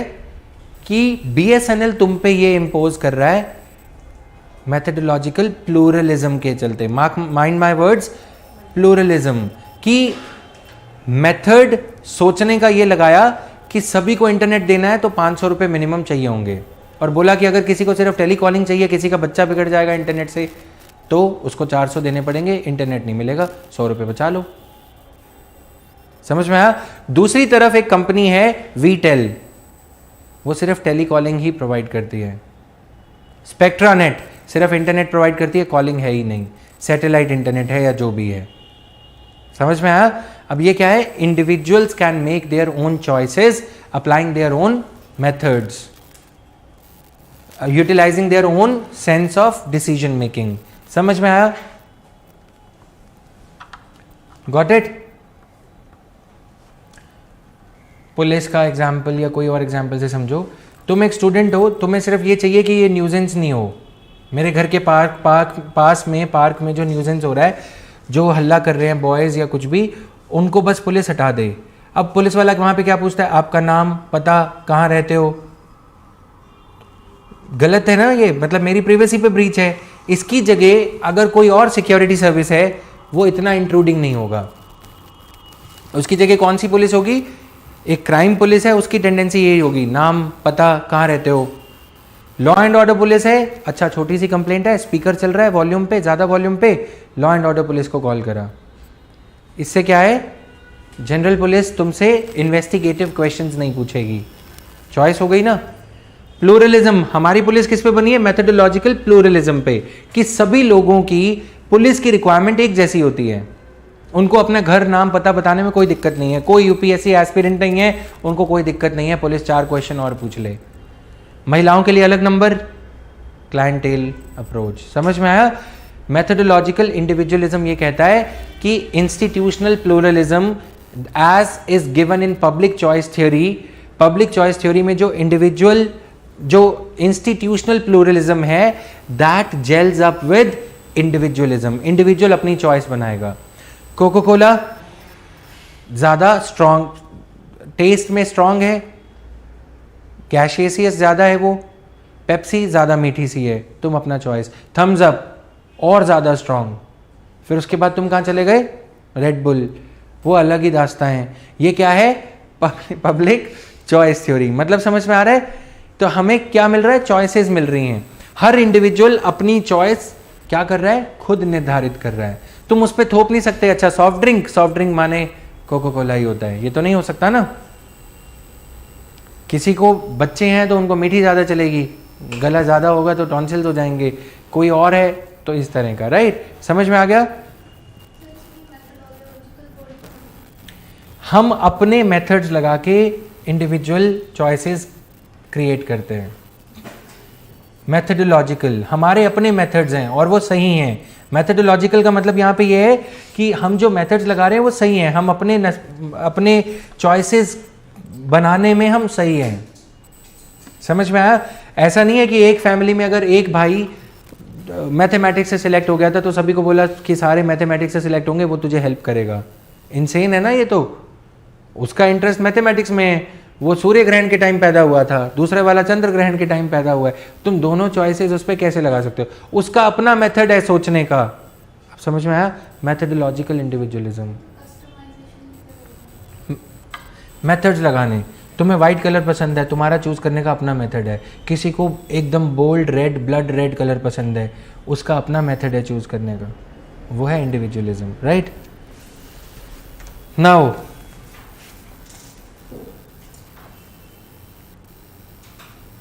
मतलब यहां पे सोसाइटी एज अ होल के ऊपर एक चॉइस नहीं दे सकते सिर्फ उसको, अलग अलग चॉइसेस होंगी। फूड प्रेफर क्या करेंगे, वेज या नॉन वेज? इंडिविजुअलिज्म। IRCTC में टिकट बुक करते हो, इंडिविजुअलिज्म है ना? वैसी छोटी छोटी सी चॉइसेस। सुबह की ट्रेन से जाना है, शाम की 5 शताब्दी चलती है पब्लिक चॉइस के चलते। मतलब समझ रहे हो ना? 4:30, 5:15, 7:30, फिर उसके बाद अब वो भी आ गई वंदे भारत दिल्ली से चंडीगढ़। तो ये क्या है? इंडिविजुअलिज्म। हो सकता है किसी का ऑफिस 6:30 बजे खत्म होता हो, 7:30 बजे पहुंचेगा। तुमने बोला नहीं जी ट्रेन तो एक ही चलेगी, हाफ डे लेके आ जाओ, राइट? अब चॉइसेस दे दी, एक ट्रेन अदानी की, दूसरी अंबानी की, तीसरी नादानी, जो भी होगा टाटा की चलेगी। वो क्या होगा? इतनी सारी चॉइसेस, वो अपने आप डिसाइड करेंगे कि कौन से स्लॉट पे ट्रेन चलानी है। फ्लाइट कैसे उठती है? 15 मिनट बाद एक फ्लाइट जाती है दिल्ली से। ये क्या है? अब तुम एक और क्रिटिसिज्म देखोगे, जो हाईली पेएबल सर्विसेज हैं उसमें इंडिविजुअल चॉइसेस हैं।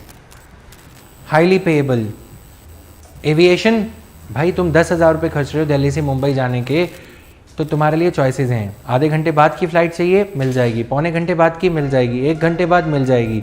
बसेस बहुत ही चीप हैं लेकिन फिर भी 1-1 घंटे के अंतराल पे चलेगी।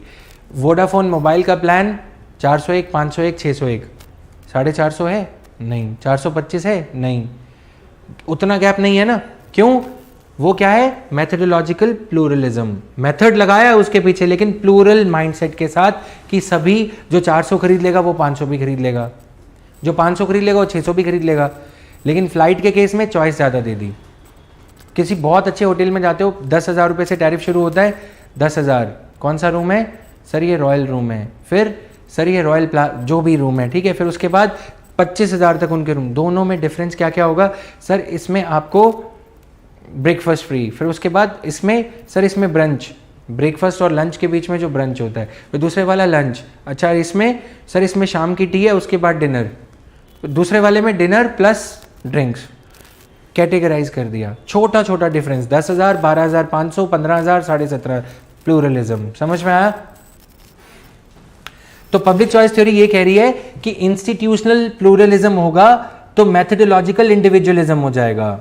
जब इंस्टीट्यूशनल प्लूरलिज्म नहीं है, इंस्टीट्यूशनल सिंगुलरिज्म है, तो मैथडोलॉजिकल प्लूरलिज्म हो जाएगा। प्लूरलिज्म मतलब ज्यादा लोगों को एक ही तरह की सर्विस एक्सेस करनी पड़ेगी, उनके पास चॉइस नहीं है। इंस्टीट्यूशन ज्यादा, चॉइस ज्यादा। इंडिविजुअल को उसकी कस्टमाइजेशन के अकॉर्डिंग सर्विसेज ज्यादा। समझ में आया?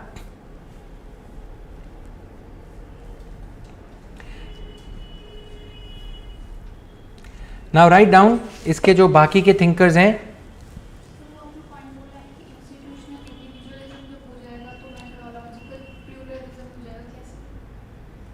इंस्टीट्यूशनल प्लूरलिज्म जब हो जाएगा तो मैथडोलॉजिकल इंडिविजुअलिज्म हो जाएगा। लिख लो, institutional pluralism would lead to, institutional pluralism would lead to methodological individualism. Institutional pluralism would lead to methodological individualism.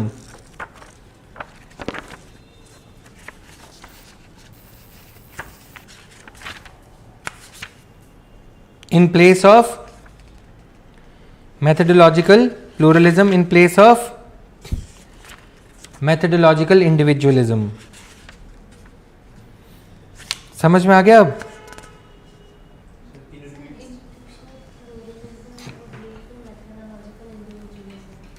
In place of methodological pluralism.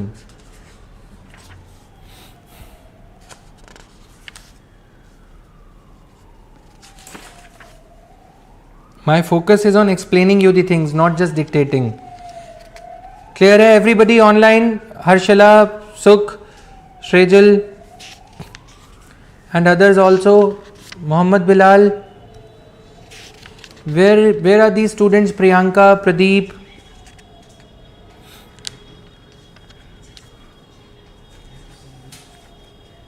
इसको रीड करो एक बार, कोई डाउट है तो पूछो.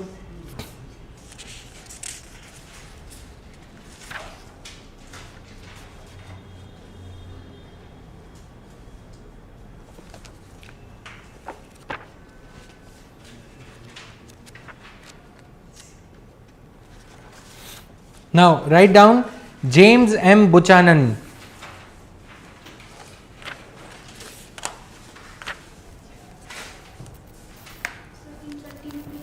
नेक्स्ट लाइन में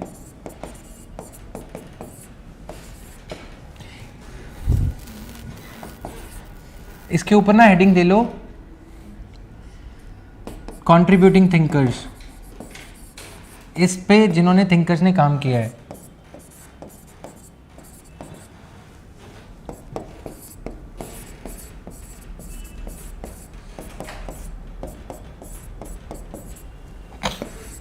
कंट्रीब्यूटिंग थिंकर्स या कुछ इस तरह से, राइट?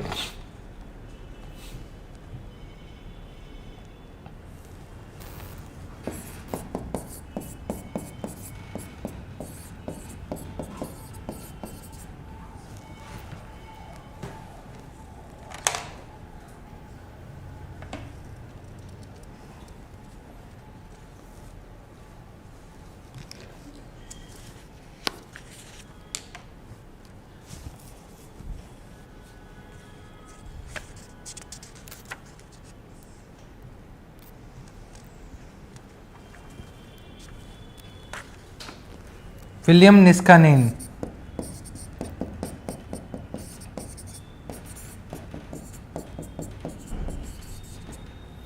एंथनी डाउन्स वैसे क्रिटिक हैं, उनका भी नाम लिख सकते हो. एंथनी डाउन्स का नाम इसलिए हमने थोड़ा lower down in the order लिखा है 5वें नंबर पे, ठीक है? Anthony downs, otherwise he is a critic of bureaucracy. इनका जो ब्यूरोक्रेसी का जो क्रिटिसिज्म है, जहाँ तक ये ब्यूरोक्रेसी को क्रिटिसाइज कर रहे हैं कि आप अपने सेल्फ एग्रेंडाइजिंग डिसीजंस लेते हो, ब्यूरोक्रेसी अपने सेल्फ इंटरेस्ट में डिसीजंस लेती है, जहाँ तक ये वो सब बोल रहे हैं ना, उसी ही लहजे में इन्होंने इसके ऊपर काम कर दिया, पब्लिक चॉइस थियोरी के ऊपर. मतलब समझ में आया? मतलब किसी चीज़ को क्रिटिसाइज करते हुए आपने कुछ कंस्ट्रक्टिव कर दिया. समझ में आया? William Niskanen, Niskanen. Then Dennis Mueller.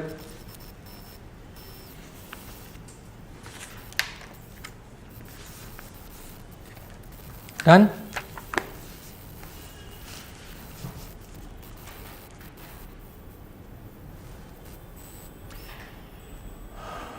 थोड़ी सी इसमें जगह छोड़ देना अभी, जो छोटे मोटे क्रिटिक्स वगैरह आएंगे.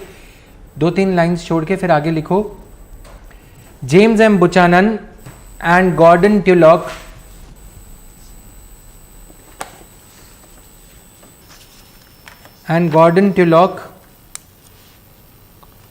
TULLOCK co-authored a book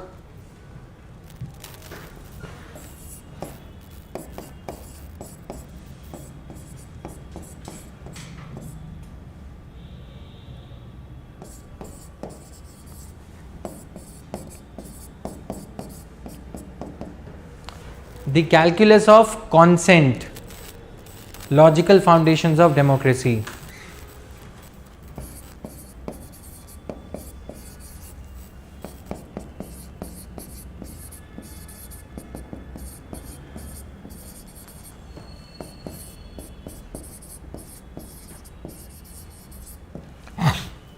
1962.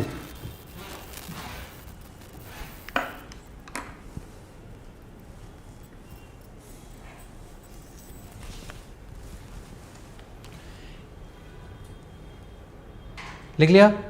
They defined public choice theory, नीचे कहीं पे लिख लेना, इन्हीं के अभी इन्हीं की हेडिंग चलेगी 2 minute. They defined public choice theory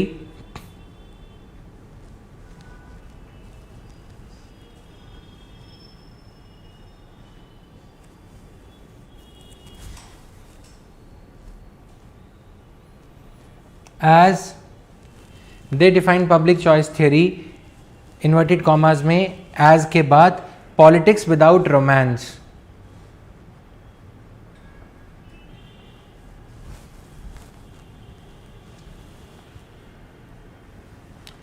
politics without romance.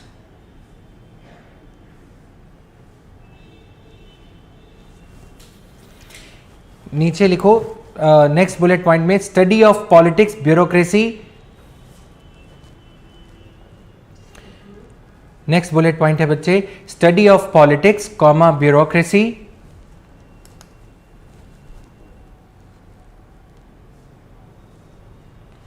And policy making should be based on study of politics comma bureaucracy and policy making should be based on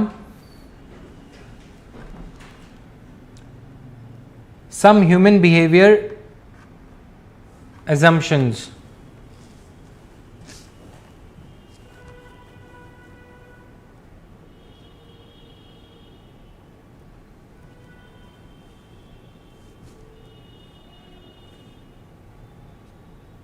लिख लिया? अब इनका काम थोड़ा सा ओवर हो गया. नेक्स्ट बुलेट पॉइंट डालोगे थोड़ा सा नीचे स्पेस देके, ताकि तुम्हें ये पता लग जाए कि जो अब हम लिखने जा रहे हैं, what are we going to write next, hasn't got anything to do with these two thinkers. Not much to do with anything. नहीं, जो हम अब लिखेंगे उसका इन दोनों थिंकर्स से, इस बुक से कोई ज़्यादा लेना देना नहीं है. लेना देना है. डन? लिखो आगे. The subject matter of public choice is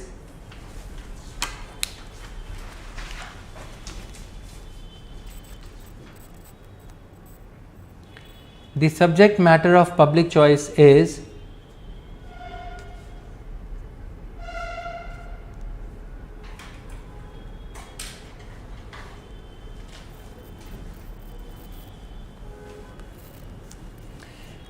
dots में ऐसे लिखते चलोगे. Number 1 theory of state. Number 1 theory of the state.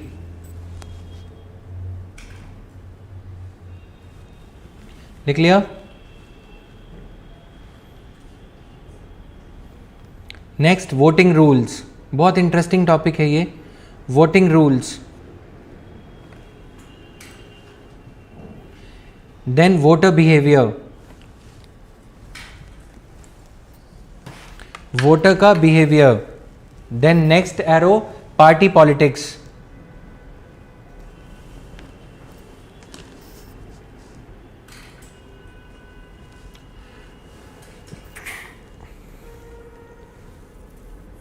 लिख लिया यहां तक? Just a minute.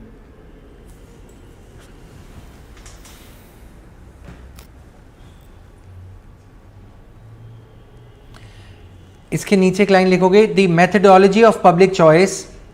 The methodology of public choice is that of economics.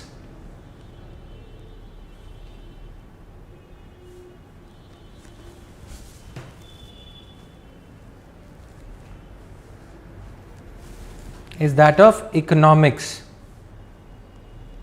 That is, individuals are, economics क्या कहती है? Individuals are rational utility maximizers. Individuals are rational utility maximizers. Theory of economics पढ़ा है ना, जहां पे भी जीएस कर रहे हो. कहां कर रहे हो जीएस? तो वहां पे ये पढ़ा है मार्जिनल यूटिलिटी और वो सब पढ़ाया था. मतलब ये पक्का पता है पढ़ाया था. हाँ भाई, तुम मार्जिनल यूटिलिटी थ्योरी पढ़ा है क्लास में? पक्का पता है क्या होता है marginal utility? Sir marginal utility theory है कि आप भी वहीं जाते हो, फिर चुप रहो, मजे लेने दो थोड़े। हाँ बोलो। सर मार्जिनल यूटिलिटी ये है कि अगर किसी चीज़ को लेने के लिए कोई और चीज़ छोड़ी तो उसमें कितना सेटिस्फेक्शन मतलब पढ़ा है, हाँ ठीक है। मार्जिनल यूटिलिटी ये होता है utility derived with each successive unit being consume. जैसे if I am taking a sip of water, पहले सिप ऑफ वाटर में 100% यूटिलिटी, ठीक, दूसरे सिप में 80%, तीसरे सिप में पीना ही नहीं, बस ग्लास साइड पे चला जाएगा। That is maximum. मतलब इंडिविजुअल्स क्या करते हैं, यूटिलिटी मैक्सिमाइजिंग बिहेवियर होता है हमारा, राइट। इसलिए हम चीज़ों से और लोगों से थोड़े टाइम के बाद बोर हो जाते हैं। समझ रहे हो ना मतलब? तो पॉइंट क्या है, कार ली, वहाँ गेड़ी लगाई, उसके बाद कार से पहले बार बोर हो गए, मंदिर में गए, लोगों को दिखाई, रिश्तेदारों को थोड़ा जला लिया, बोर। यूटिलिटी कम होती जाएगी, राइट। नौकरी लगी आईएएस, पहले तो उड़ोगे ऐसे, तो ऐसे लगेगा इसमें इतना कॉन्फिडेंस है, 2-4 साल बाद बोर होना शुरू, right. In everything that is the maximum utility maximiser individual, ठीक है। तो ये पब्लिक चॉइस थ्योरी ये कह रही है कि हम लोग जो हैं, इंडिविजुअल जो हैं, वो यूटिलिटी मैक्सिमाइजर्स होते हैं, ठीक है। इसलिए हमको एक के साथ बांधोगे तो वो इंस्टीट्यूशनल यूटिलिटी तो ठीक है, उस इंस्टीट्यूशन का इकोनॉमीज ऑफ स्केल हो जाएगा। मैं अगर चाय बेचता हूं, एक आदमी को बेचूंगा, नुकसान, उसके लिए कैटल चढ़ाऊंगा, दूध सारा कुछ बना, 2-4, उसीलिए वो चाय वाला क्या करता है, जब वो 1 कप चाय बना रहा होता है, उसका गैस सिम पे चलता है। ऐसे थोड़ी ना प्रधानमंत्री बन गया, राइट। तो पॉइंट क्या है, सिम पे चलेगा, वो ऐसे ऐसे चाय को उछालेगा, 4 और रिक्शे वाला का मन कर जाता है चाय पीने, मतलब समझ रहे हो। फिर उसके बाद और दूध, फिर उसके बाद और दूध। जब देखा वो केटल फुल हो गई है, फिर वो गैस इतनी तेज कर देगा, तो जो चाय लेने वाले खड़े हैं उनको साइड होना पड़ता है कि जल्दी जल्दी उबल जाए, क्योंकि और कस्टमर्स आ गए। यही होता है ना। फिर उसके बाद उसका तो फायदा है, with every successive person coming for a cup of T, his cost per cup of T is coming down. क्योंकि जहां 2 की बनेगी, मम्मी भी बोलते हैं ना, चाय पी लो, रिश्तेदार आए तुम भी पी लो, एक के साथ एक फ्री, राइट। क्यों, बनी रही है तो तुम भी पी लो, बाद में स्पेशली 2 मिनट के बाद बोलोगे और चाय पीनी है, राइट। फायदा तो है नहीं। तो इसीलिए जब एक इंस्टीट्यूशन है बीएसएनएल, तो बीएसएनएल का फायदा है, एक ही वायर डलेगी और सभी कस्टमर्स के तार उससे जोड़ दिए जाएंगे। लेकिन उल्टा क्या कह रही है public choice theory, institutional pluralism लेके आओ, इंडिविजुअल को प्लूरलिज्म, इंडिविजुअल की चॉइस के अकॉर्डिंग कस्टमाइज सर्विसेज दो। हर बैंक, कुछ बैंक के एचडीएफसी के देखोगे एटीएम बहुत ज्यादा है, आईसीआईसीआई क्या है, बड़े लोन ज्यादा देता है, एसबीआई क्या है, आम आदमी का बैंक है, मिनिमम बैलेंस रिक्वायरमेंट नहीं है, स्पेशलाइजेशन। किसी को बैंक अकाउंट चाहिए, बस एसबीआई हो, भले ही दूर जाना पड़े, परिक्रमा करनी पड़े अपने पैसे लेने के लिए, कोई दिक्कत नहीं है। किसी को ये है एनी टाइम मनी, एटीएम पे जाना है इमीडिएटली, एचडीएफसी का देखोगे ऐसे लगेगा कि तुम्हारे घर के बाहर ही कभी कभी तो एटीएम है, नीचे जिस बिल्डिंग में रहते हो उसके नीचे एटीएम होगा। हर बैंक की अपनी स्पेशलाइजेशन है ना। तो ये क्या है, individual choice theory. Done. Voter behaviour पे आते हैं अब, जो इसका हमने सेकंड पॉइंट लिखा है, पब्लिक चॉइस। अब यहां पे लिखो mode of operation of collective decision making, modus ऑपेरेंडी।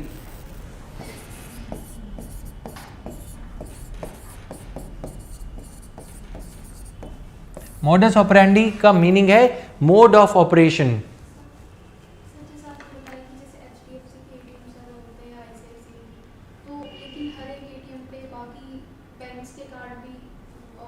हाँ, तो उससे उस बैंक का क्या फायदा होगा एचडीएफसी का?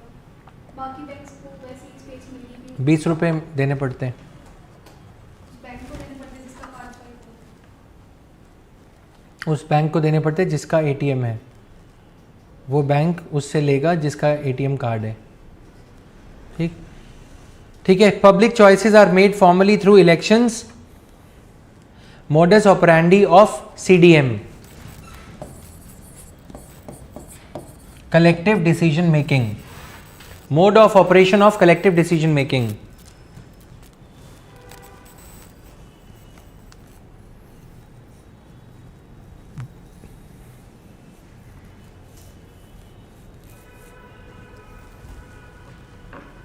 Public choices are made formally through elections.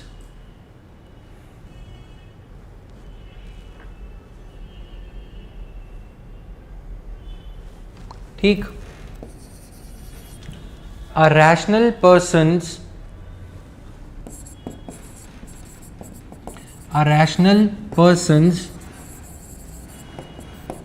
most preferred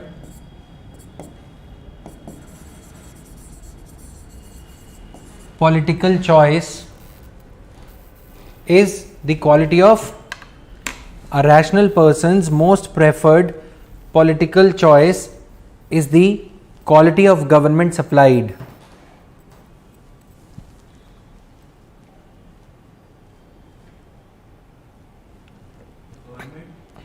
Quality of governance supplied. Point wise लिखना है. हाँ, कोई बात नहीं, एक लिख लिया तो ठीक है. Quality of governance supplied. Corresponding to the point, continuity में है, quality of governance supplied corresponding to the point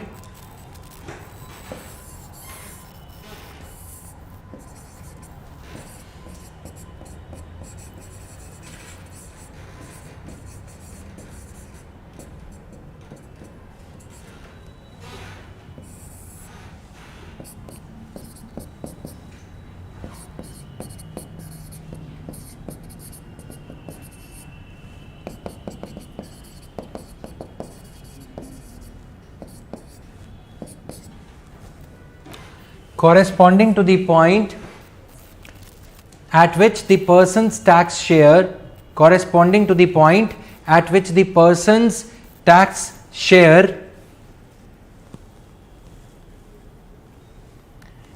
is exactly equal to the corresponding to the person's corresponding to the point at which the person's tax share is exactly equal to the marginal benefits of the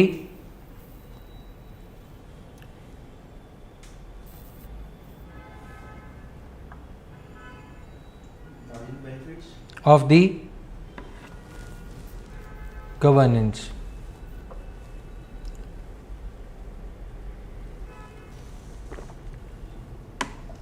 कौन सी line नहीं समझ आई? Line type करो. Harshala, श्रेजल. Public choices are made formally through the elections in which each individual is usually allowed one vote. ये हमने one vote वाला part नहीं लिखा. ये वाली लाइन बोल रहे हो, a rational person's most preferred political outcome. मेरा rational choice क्या होगा? 15 लाख आएंगे अकाउंट में. मतलब समझ में आया? Good governance. यही है ना. मैं किसान हूं तो पॉलिटिकल पार्टी के मैनिफेस्टो में हर वो चीज होती है जो तुम्हें चाहिए होती है, सिवाय पढ़ाई के. पढ़ लिख जाओगे तो समझ जाओगे. ठीक. किसान, डबलिंग दी फार्मर्स इनकम, किसान का जो इनकम है वो डबल होगा. ठीक. आम आदमी, सभी के अकाउंट में 15 लाख आएंगे. दूसरा. तीसरा, लाल बत्ती कल्चर हटाएंगे, क्योंकि सब तो आईएएस बन नहीं सकते. 5600 आईएएस हैं, इंटू 4 इंटू 8 इंटू 12, क्योंकि 4 मतलब इमीडिएट फैमिली मेंबर्स. एक आईएएस, 2-3 बच्चे और वाइफ. 4 नाराज होंगे, 4 वोट खराब हो गई. 5600 इंटू 4 11,200. 8 क्यों? क्योंकि जब आईएएस बन जाते हो एक्सटेंडेड फैमिली बहुत बड़ी हो जाती है. पता नहीं कहाँ कहाँ से फ़ोन आते दिवाली पे, राइट. तो मान लो 25,000 वोट खराब, इससे ज़्यादा तो नहीं. लेकिन जब लाल बत्ती जाती है कितने लोगों को जेलसी होती है. टू टू टू टू करते हुए जाते थे ना, साइड पे हटना पड़ता था. अब वो लोग मेरे दोस्त हो गए. मैं मोदी, मुझे वोट देंगे. हर किसी के लिए कुछ ना कुछ उसमें होगा. तो अब हमने क्या कहा कि कलेक्टिव डिसीजन मेकिंग वोटिंग के थ्रू डिसाइड होती है, क्योंकि सबके पास टाइम नहीं है कि मैं अपने लिए जाके ऑप्टिकल फाइबर बिछाऊंगा, इंटरनेट यूज़ करूंगा. हर कोई फिर वही बन जाएगा, ग्राहम बेल, राइट. और जब तक बेल बजेगी फ़ोन पे तब तक ऊपर वाले बेल बजा देगा, चलो टाइम हो गया वापस आ जाओ. इसीलिए हम क्या करते हैं, ड्रेनेज सिस्टम, पाइप्स, हम ये काम डेलीगेट कर रहे हैं. इकोनॉमीज ऑफ स्केल कर रहे हैं ना, कि हमने चंद मंत्री बना दिए, पार्लियामेंट बना दी, वो हमारे लिए डिसाइड करेगी. यूटिलिटी मैक्सिमाइजिंग मतलब individual tax contribution should be proportionate to governance being supplied. Governance हमें कैसे मिल रही है? Police, telephonic services, good law and order, national food security act, electricity, drainage, sewerage, toilet, water facility, ये सब मिल रहा है, राइट? अब हम लोग टैक्स उसी क्योंकि हम रैशनल कंज्यूमर्स हैं, हम लोग टैक्स उसी हद तक पे करेंगे जिस हद तक हमें ये सर्विसेज मिल रही हैं, राइट? चैप्टर 4 2018 इकोनॉमिक सर्वे पढ़ना, कभी डाउनलोड कर लेना, फ्री में अवेलेबल होता है. वो ये कहता है मिडिल क्लास, एक एग्जाम्पल दे रहा हूं, यहां पे थ्योरी में फिट नहीं बैठ रहा, लेकिन तुम्हें कैसे एग्जाम्पल्स चूज करने हैं पबएड में, ये इकोनॉमिक सर्वे में होंगे, किसी दिन के न्यूज़पेपर में होंगे, किसी योजना में होंगे, किसी कुरुक्षेत्र में होंगे, मैगजीन में. जरूरी नहीं है कि सब पढ़ो, आंखें खुली रहनी चाहिए नारद मुनि की तरह. नारायण नारायण मतलब पबएड करते रहो कि मैं जो पढ़ रहा हूं उसमें मेरे ऑप्शनल के लिए क्या है. इसमें एक चैप्टर था, चैप्टर 4, उसमें क्या कहा गया कि middle class has opted out of common pool of services. Middle class हम लोग हैं, ठीक? हमें बोला गया कि आप थोड़ा और टैक्स दो. टैक्स कहां है भाई? ये, ठीक? हमें बोला गया कि आप टैक्स लेवल और दे दो, हम गवर्नेंस का लेवल बढ़ा देंगे. सेकेंड लाइन यही बनता है ना, यूटिलिटी थोड़ा सा टेढ़ा बन गया, यूटिलिटी कर्व मैक्सिमाइज हो जाएगा आपका. हमने बोला कि तुम पानी दोगे, तुम सीवरेज का पानी निकाल लो, बारिश ज़्यादा आएगी, उस ड्रेनेज सिस्टम को अनब्लॉक कर दो एमसीडी वालों, वही बहुत है. हम अपनी हेमा मालिनी ले आएंगे, मतलब कैंट प्योरीफायर. मतलब समझ में आया? हमारे घर में कैंट है, तुम्हारे घर में है? ये फीलिंग चलती है ना घर में कि उन्होंने कैंट लगवाया है, होता है ना मिडिल क्लास फैमिलीज में. तुम्हारे में नहीं होता होगा, बगल में कुछ ना कुछ ऐसा देखते हो, है ना? फिर बोला कि आपको एसी बस देंगे, राइट? उस एसी बस में कैमरा भी होगा. बोला, मिडिल क्लास ने बोला कि एसी बस दोगे लेकिन पीछे जेब कतरा हुआ, तो बोले कि ऑर्डिनरी बस का, ग्रीन वाली डीटीसी की बस का किराया 8 रुपये, एसी वाली का 12 रुपये. तो मिडिल क्लास जो है, जो अपनी गाड़ियों में जाती है, उससे ट्रैफिक होता है, तुम लोग रेड वाली बस पे आ जाओ, एसी चलेगा. मिडिल क्लास ने बोला कि जेब कतरों ने पिक पॉकेटिंग हो गई तो, जेब कट गई, फ़ोन चोरी हो गया तो बोले सीसीटीवी कैमराज होंगे. ले, हम सेंट्रो वाले हैं, हम अपनी गाड़ी लेके आएंगे Swift. Middle class opt out. क्या हो रहा है इससे? देश का नुकसान. गुड, क्योंकि हमारा ट्रस्ट नहीं है. ट्रस्ट क्यों नहीं है? हमें पता है कि इसमें भी कुछ उनका सेल्फ इंटरेस्ट होगा. बस है 12 लाख की, खरीदी जा रही है 18 लाख की. टाटा एंड केजरीवाल या कोई करप्ट ब्यूरोक्रेट. हम टैक्स ज्यादा नहीं देंगे. कौन जाए, टैक्स की तो बात ही दूर है, कौन जाए वोट करने? फालतू के काम है ना, इन्होंने लूटना ही है देश को. यही बोलते हैं ना, मेंटालिटी क्या है. इसलिए कितने तुम लोगों में से कितने लोग वोट डालते हैं? ऑनलाइन बताओ, जल्दी डालो वोट. ऑनलाइन वोट डालने गए थे? नहीं, वोट डालने कितनों ने वोट दिया था लास्ट टाइम? दिया था. फिर ऐसे ऐसे क्या कर रहे हो? या तो ऐसे करो या ऐसे करो. अच्छा, तो आप आधा हाथ खड़ा कर रहे हो, चलो लिपट जाए बीच में. आपने दिया था? नहीं. तो पॉइंट क्या है? आपने दिया था, ठीक. हम लोग वोट डालने नहीं. अच्छा, इससे पहले यूपीएससी की तैयारी में आने से पहले वोट दिया था कभी? उससे पहले तो और भी निठल्ले थे, वेले थे ना, तो दे ही दिया होगा. तो पॉइंट क्या है कि हम लोग वोट डालने नहीं जाएंगे. 63-67% वोटर टर्नआउट. क्यों? कौन जाए वोट देने? छुट्टी मिली है, आराम से बैठो, फायदा तो कोई होना नहीं, है ना? वो एक चोर है, दूसरा गुंडा है, यही चलता है ना. नोटा में यही सब होता है कि एक के पास 4 सर्टिफिकेट है एफआईआर के, दूसरे के पास 6 हैं. जीतेंगे दोनों में से एक. और फिर एंड में दूसरा ही होता है चोर चोर मुसेरे. भाई क्या फ़ायदा? रात में बैठ के दोनों ड्रिंक साथ में कर रहे होंगे. पहले दिन एक जश्न मनाएगा, दूसरे दिन दोनों साथ में बैठे होंगे. यही होता है ना, मेंटालिटी यही है. फिर तीसरा बोले कि 24/7 इलेक्ट्रिसिटी आएगी तुम्हारे घर पे. चैप्टर 4 ये कहता है उस सर्वे का. बोले 24/7 इलेक्ट्रिसिटी आएगी तुम्हारे घर पे.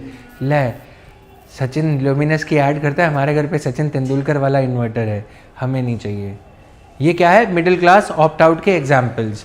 ये मिडिल क्लास ऑप्ट आउट वहां पे तो ठीक है जहां तक मम्मी ब्यूटी पार्लर जाती है लुक्स सेलो पे या कहीं पे, लेकिन अगर ऐसी कॉमन पूल सर्विसेज, अब पुलिस बोले कि टैक्स लगा दे, पुलिस पीसीआर आपके घर के बाहर चप्पे चप्पे पे आएगी, हमने अपना सिक्योरिटी गार्ड बैठा रखा है, हमें ज़रूरत ही नहीं। ये क्या हो रहा है, जब ये मिडिल क्लास ऑप्ट आउट कर लेती है तो ये टैक्स से बचने के तरीके ढूंढती है, चाहे वो टैक्स इवेजन हो चाहे वो टैक्स अवॉइडेंस हो, और फिर वोट करने नहीं जाते। राइट, पहले क्या होता था, सेलिब्रिटीज अमिताभ बच्चन और ये सब वोट करने नहीं जाते थे, है ना। मीडिया ने तवा लगाना शुरू कर दिया, कैसे कि सलमान खान नहीं आए, आमिर खान तो गए थे वोट करने। अब वो बेचारा सलमान खान कहीं पे नाइट आउट मार रहा होगा, अगले दिन बेचारे वोट करने आना पड़ता है, क्यों, मीडिया तवा लगा देगा। Being human you are not at all human. Case चल रहे हैं कोर्ट में, सलमान खान वोट करने नहीं आए, छवि खराब हो जाएगी, जाना पड़ेगा। संजय दत्त 1993 मुंबई ब्लास्ट चल रहा है केस, वोट करने गया, आई एम अ रिस्पॉन्सिबल, कौन सी उंगली पे लगाना, आई am a responsible citizen, right. तो ये भूल जाते हैं कौन सी उंगली पे लगाना है, राइट। तो पॉइंट क्या है, दिस इज व्हाट हैपेंस, समझ में आया? हाँ, याद आ गया सर। तो पॉइंट क्या है, किसके साथ हुआ था ये? कोई नेता थे बिहार के, सो यूपी। यस, समझ में आया। तो ये टैक्स पेइंग, हम क्या है, यूटिलिटी मैक्सिमाइज करने के हिसाब से वोटिंग करते हैं, डन। आईडी नहीं बनी, वोटर आईडी नहीं बनी। सो नाउ अब ये समझ में आ गया, टैक्स शेयर वाला, ऐसे डायग्राम्स तुम्हें बनाने पड़ेंगे इसमें। Now the rational, next heading है, जैसे अभी हमने मॉडस ऑपरेंडी लिखा है, नेक्स्ट हेडिंग है इसकी, अरे यार कहाँ गया, yes,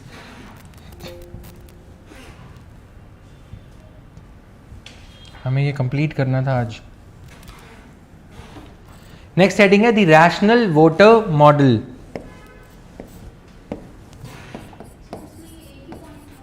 yes,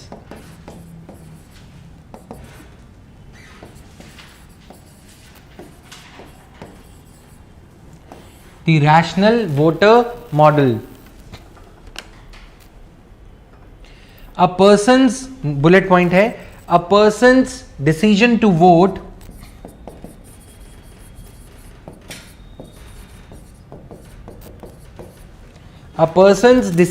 vote depends on the cost and benefits of doing so.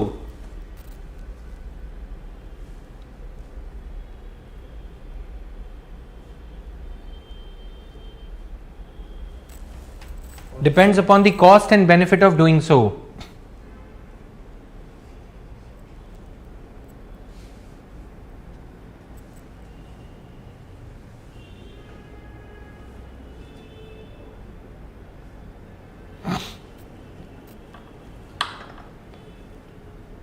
As well as on the probability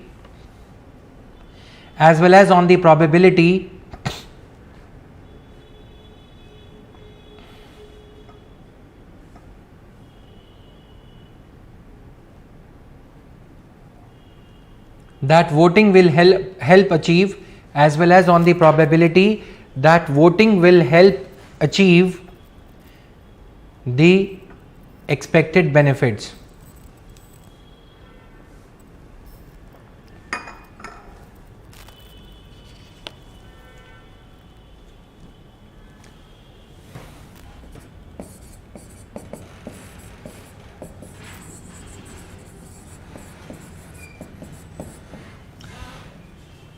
Why do people vote? Write down.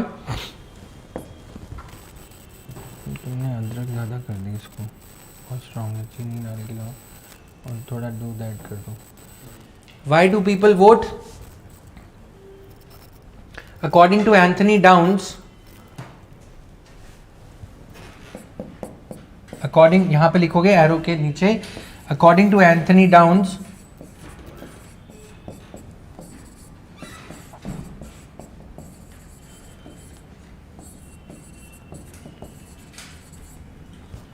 it could not be considered rational to vote, yet many people do.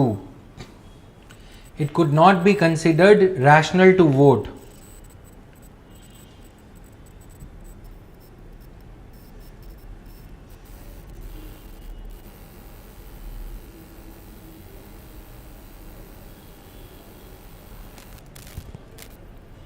Anthony Downs ने बोला कि it is not rational to vote, but फिर भी बहुत से लोग vote करते हैं, राइट? क्यों? क्योंकि वो ये चाहते हैं कि एक एक्स पॉलिसी क्या है, अकाउंट में 15 लाख आए। वो ये सोचते हैं कि अकाउंट में 15 लाख आएंगे, इसीलिए वो वोट करते हैं। थोड़ा सा कॉम्प्लेक्स है, इसीलिए वो वोट करते हैं। यही करते हैं ना हम सब, अकाउंट में 15 लाख आएंगे, वो आदमी जीत गया, बेवकूफ़ बना गया हमें, राइट? तो और बनाते ही जा रहा है, राइट? तो और क्या है, और फिर दूसरा वोटर ये सोचता है कि my vote, if I am a voter, I am thinking that my vote will act as a decisive factor in that नेताज ओपिनियन कि वो 15 लाख ट्रांसफर करे। नहीं, मतलब समझ में आया? यहां पे हम क्या कहना चाह रहे हैं कि मैंने वोट किया, ये मेरा वोटिंग बिहेवियर, मेरी प्रोबेबिलिटी टू वोट 10 है, 100% है, 10 आउट ऑफ 10 है, क्योंकि मुझे दिख रहा है कि ये जो डिसीजन मैं चाह रहा हूं ये तभी होगा, decision of 15 lakh in account तभी होगा जब मैं वोट करूंगा। दो संभावनाएं हैं इसमें, दो वेरिएबल्स हैं। एक तो ये कि मैं वोट करूंगा तभी ये 15 लाख का डिसीजन नेता लेगा। नेता को क्या पता कि तुमने इसलिए वोट किया, क्योंकि उसने तो 15 वादे किए थे और 15 लाख किए थे, पता नहीं, ठीक? उस 15 लाख में से उसको क्या पता कि तुम्हारे वोट की, तुमने वोट इसलिए दिया है। दूसरा, और 70 करोड़ वोटर्स,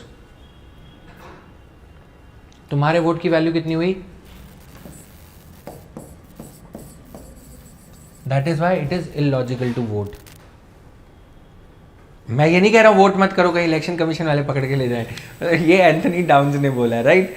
मतलब समझ रहे हो, may be he was down with 4 और 5 pegs, I don't know, but ये उन्होंने बोला है, ठीक? 1957 में। मैंने बिल्कुल नहीं बोला कि वोट मत करो, मैंने बोला वोट करो because you are going to be the future of the country, right? तो ये उन्होंने कहा है, क्लियर? डिस्क्लेमर आउट देयर, समझ में आ गया? सो ये इसके पीछे का लॉजिक है, हमें ये लिखने की जरूरत नहीं है। नाउ फिर इन्होंने कॉस्ट ऑफ वोटिंग दिया है कि time spent on voting, then opportunity cost of time spent in voting, इससे अच्छा लेजर टाइम में कन्वर्ट कर लेते हैं, राइट? तो वो सारी चीजें। नाउ ये सारा कुछ हो गया।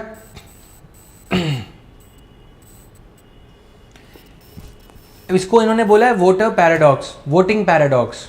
लिखो ब्रैकेट में, इट इज नॉट कंसीडर्ड, यहां पे लिखा है ना, यहां पे लिखो voting paradox.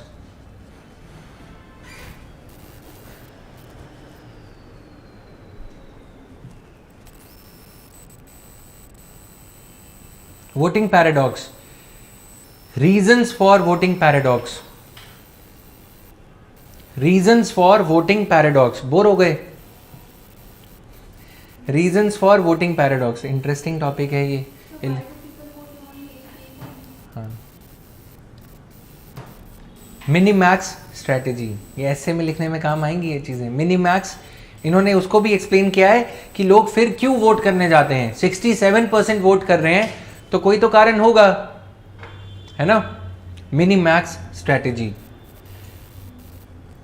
Mini max, minimal maximal, ठीक? सिंस इसका एक्सप्लेनेशन है, since decision to vote is made under uncertainty, since decision to vote is made under uncertainty,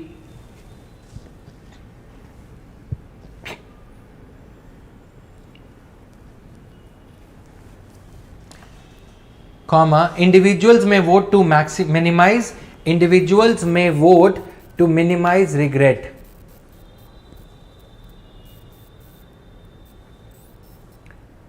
Individuals may vote to minimize regret instead of voting to maximize, instead of voting to maximize their expected utility.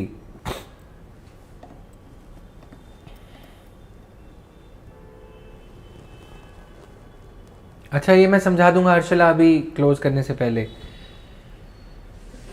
Instead of voting to maximise their expected utility,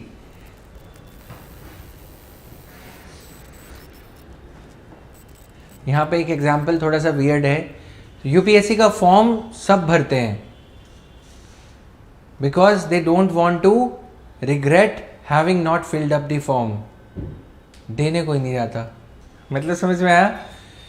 you do not want to face that regret कि हमने form नहीं भरा। Paper देने जाओगे, बहुत अच्छे से पता है नहीं जाओगे, ये बहुत अच्छे से पता है कि 15 लाख का धोखा हमारे साथ हो रहा है, लेकिन अगर मैंने वोट नहीं दिया और वो नेता जीत गया तो मैं मॉरली दुखी होऊंगा। वो बोलेगा मेरे दोस्त को पता है कि मैं वोट देने नहीं गया था। अबे तू तो वोट देने नहीं गया था, तेरे अकाउंट में भी 15 लाख आ गए, बेइज्जती होगी ना, मतलब मॉरली डाउनग्रेड फील करेंगे। दोस्त क्या बोलेगा, फॉर्म भर रहा है यूपीएससी का, एक दोस्त रूम पार्टनर 2 रहते हैं, एक फॉर्म भराया, अब तुम्हें रिग्रेट होगा 2 महीने, जब तक वो पेपर दे के मुँह काला नहीं करके आ जाएगा तब तक तुम्हें रिग्रेट होगा कि वो फॉर्म भर के आ गया और मैंने नहीं भरा। और फिर घर वाले जलील करेंगे, फॉर्म तो भर देती, फॉर्म तो भर देता, वो फॉर्म ना हो गया, लॉटरी हो गई, अपने आप ही सिलेक्ट हो जाओगे। होता है ना ये रिग्रेट। वैसे ही वोटर नहीं चाहता, उसको बहुत अच्छे से, मतलब उसको वो यूटिलिटी मैक्सिमाइज नहीं करनी कि वो वोट दे के आएगा और उसका पॉलिसी, उसकी दिलचाही डिसीजन इंप्लीमेंट होगा। उसको ये रिग्रेट नहीं फेस करना कि काश मैं भी वोट देता और मेरे वोट देने से देखो मोदी जीत गया। ये फीलिंग आती है ना, मतलब मैंने वोट डाला था वो जीत गया, अबे तुम नहीं भी डालते वो फिर भी जीतता। ये फीलिंग कोई नहीं लेना चाहता। मतलब समझ में आया? सो ये उन्होंने एक्सप्लेन किया उसको। Got it? ये आपको काम की नहीं लग रही? क्वेश्चंस ऐसे आ रहे हैं आजकल, ठीक है? ये मेन स्ट्रीम में ना ये चीज़ें पढ़ाई नहीं जा रही, फिर क्वेश्चन आ जाता है ना, फिर देखते हैं हाथ लगा लगा के आया कहाँ से, सारी किताबों को हाथ लगाया जाएगा, फिर नोट्स ढूंढे जाएंगे, अच्छा उसके नोट्स में था, चलो मैंने नहीं, दोस्त को बता देते हैं, अगली बार वहाँ से कोचिंग ले लेगा। मतलब समझ में आया? दोस्त को भी नहीं बताएंगे, क्यों? मिनी मैक्स स्ट्रैटेजी उसका भी नहीं होना चाहिए। समझ में आया? लिखो नाउ। तो इन्होंने फिर और रीजंस दिए, मैं थोड़ा सा बता दे रहा हूँ, सारे नहीं लिखवा रहा। एथिकल वोटर थ्योरम में voting behaviour is a consequence of altruism, कि मेरे देश के लिए एल्ट्रुइस्टिक फीलिंग, ठीक, कि कर्म बनता है हमारा, राइट और civic duty, vote to preserve democracy, ये बोला जाता है ना इलेक्शन कमीशन, डेमोक्रेसी को बचाओ नहीं तो कोई भी जीत जाएगा, utility from expressing your political preference, देखो ये मेरा फंडामेंटल राइट था। इलेक्शन कमीशन क्या बोलता है, अपने फंडामेंटल राइट का जरूर उपयोग करें, राइट, ये सारी चीज़ें कही जाती हैं। Then voting based on ideology, ये सब हमारे काम का नहीं है। नाउ अगली हेडिंग आती है democracy as a conduit for resource allocation. Democracy as a pipeline for resource allocation. Conduit, conduit होता है something that carries something, as CONDUIT।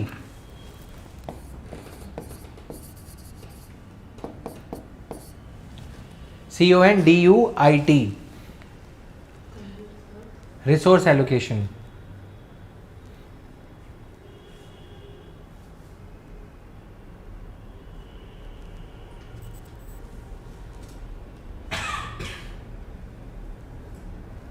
अब यहां पे ये कह रहे हैं कि डेमोक्रेसी जो है वो एक पाइपलाइन की तरह है, कि डेमोक्रेसी के जरिए, यानी कि लोगों के द्वारा चुने गए नेताओं के जरिए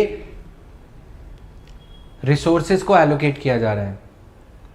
जैसे कोई किसी के पास पानी की बोतल है, बोतल का जो नोजल है जहाँ से पानी आपके माउथ में जाता है वो कॉन्ड्यूट है। जैसे पाइप है, कोल्ड ड्रिंक जब मैकडी में कहीं पे लेते हो तो pipe acts as a conduit to carry the cold drink into your mouth, तो कॉन्ड्यूट। डेमोक्रेसी एक वो पाइपलाइन है जिसके जरिए रिसोर्सेज को एलोकेट करा जा रहा है, आपके चुने हुए नेताओं के जरिए आपका रिसोर्स टैक्स का पैसा एलोकेट किया जा रहा है। इतना एग्रीकल्चर में देना है, इतना फार्मिंग सेक्टर में देना है, इतना रेलवेज में देना है, इतना एविएशन में देना है। ये कहाँ से हो रहा है? इस वजह से हो रहा है। क्लियर? समझ में आया? सो डेमोक्रेसी एज अ कॉन्ड्यूट। क्या हुआ? बोलो बोलो। वोटिंग पैराडॉक्स वाला ये अलग हेडिंग है ना, democracy as a conduit. Yes yes. Public choice theory में जो हमने स्टार्ट करे थे 5 पॉइंट्स लिखे थे ना, ये उनका एक्सप्लेनेशन चल रहा है।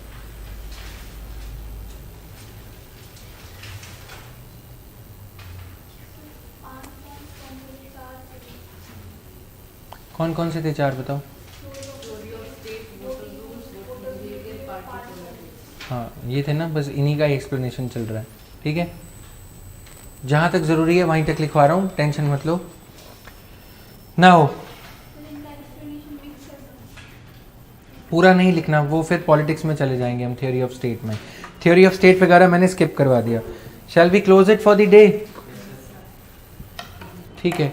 अब जो आप पूछ रहे हो Harshala, institutional pluralism leads to methodological individualism.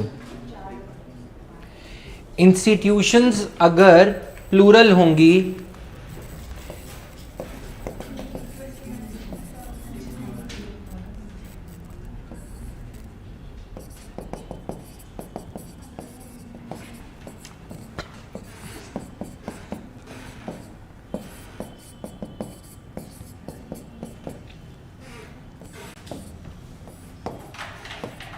ये सारी एविएशन कंपनीज के नाम हैं। विस्टारा, अगर तुम्हें प्लेन में सभ्य वे में जाना है, डिसेंट वे में, you would get air hostesses in sari, well dressed, and they would treat you well, right. नमस्कार वाला कल्चर, क्योंकि टाटा नाम जुड़ गया, राइट। अगर तुम्हें स्वैंकी पैंकी वे में जाना है, किंगफिशर, मतलब समझ में आया, तो ड्रिंक्स चाहिए या कुछ चाहिए, यहाँ पे तुम्हें नींबू पानी जलजीरा सब मिल जाएगा क्योंकि टाटा का है। और यहाँ पे red wine, yellow, blue, green, जो भी सतरंगी जो भी चाहिए वो सब मिल जाएगा। ये क्या एनहांस कर रहे हैं? इंडिविजुअल, यहाँ पे इंडिविजुअल मेथडोलॉजिकल इंडिविजुअलिज्म आ गया। ज़्यादा चॉइसेस हैं, इंस्टीट्यूशनल प्लूरल हैं, बहुत सारी इंस्टीट्यूशन सेम सर्विसेज प्रोवाइड कर रही हैं, तो मेथडोलॉजिकल क्या आ गया? इंडिविजुअलिज्म। समझ में आ गया? नहीं समझ में आया? आप डे ड्रीमिंग में चले गए कहीं। इंस्टीट्यूशनल प्लूरलिज्म क्या है? बहुत सारी सर्विसेज हैं, जिस तरह की सर्विसेज चाहिए। अगर मुझे यूथफुल एविएशन कंपनी में जाना है तो ये, अगर मुझे एकदम क्लासी सर्विसेज में जाना है तो ये, अगर मुझे लो कॉस्ट में जाना है तो स्पाइस जेट, अगर मुझे सरकारी कंपनी में जाना है कि मेरे देश का भला हो या कुछ ऐसी फीलिंग है, एयर इंडिया। अगर मैं सरकारी एम्प्लॉय हूं, एयर इंडिया की टिकट चलेगी, मेरे को रीइंबर्समेंट मिल जाएगा। समझ में आया? तो ये क्या है? Individual is at the centre, institutions are trying to cater to interest of every individual. Segment बन गई कंपनी के। दूसरा क्या है? एक single institution, methodological pluralism. Pluralism मतलब मेथडोलॉजिकल इंडिविजुअल नहीं है, अब यहाँ पे प्लूरल इंडिविजुअल्स हैं। बहुत सारे लोग, कैसी भी सर्विस है, बस ट्रांसपोर्ट जाना ही पड़ेगा। अब यहाँ पे क्या हो गया? एरो इस तरफ नहीं आएगा, एरो इस तरफ आएगा। हाई क्लास हो, कुछ भी हो, टाइम पे पहुंचना चाहते हो, एक ही बस सर्विस है, जाना है जाओ, नहीं तो छुट्टी। समझ में आया? ये मेथडोलॉजिकल प्लूरलिज्म हो गया। क्लियर?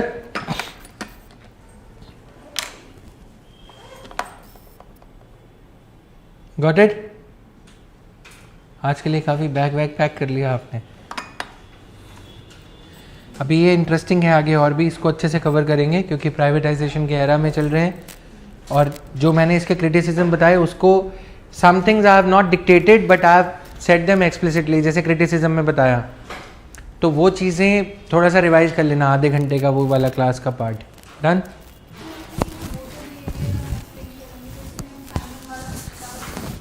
मैंने लिखवा दिया है, साइमन वाला डाल सकते हो। हाँ, डिसीजन मेकिंग जो पार्ट है। डन? Thank you.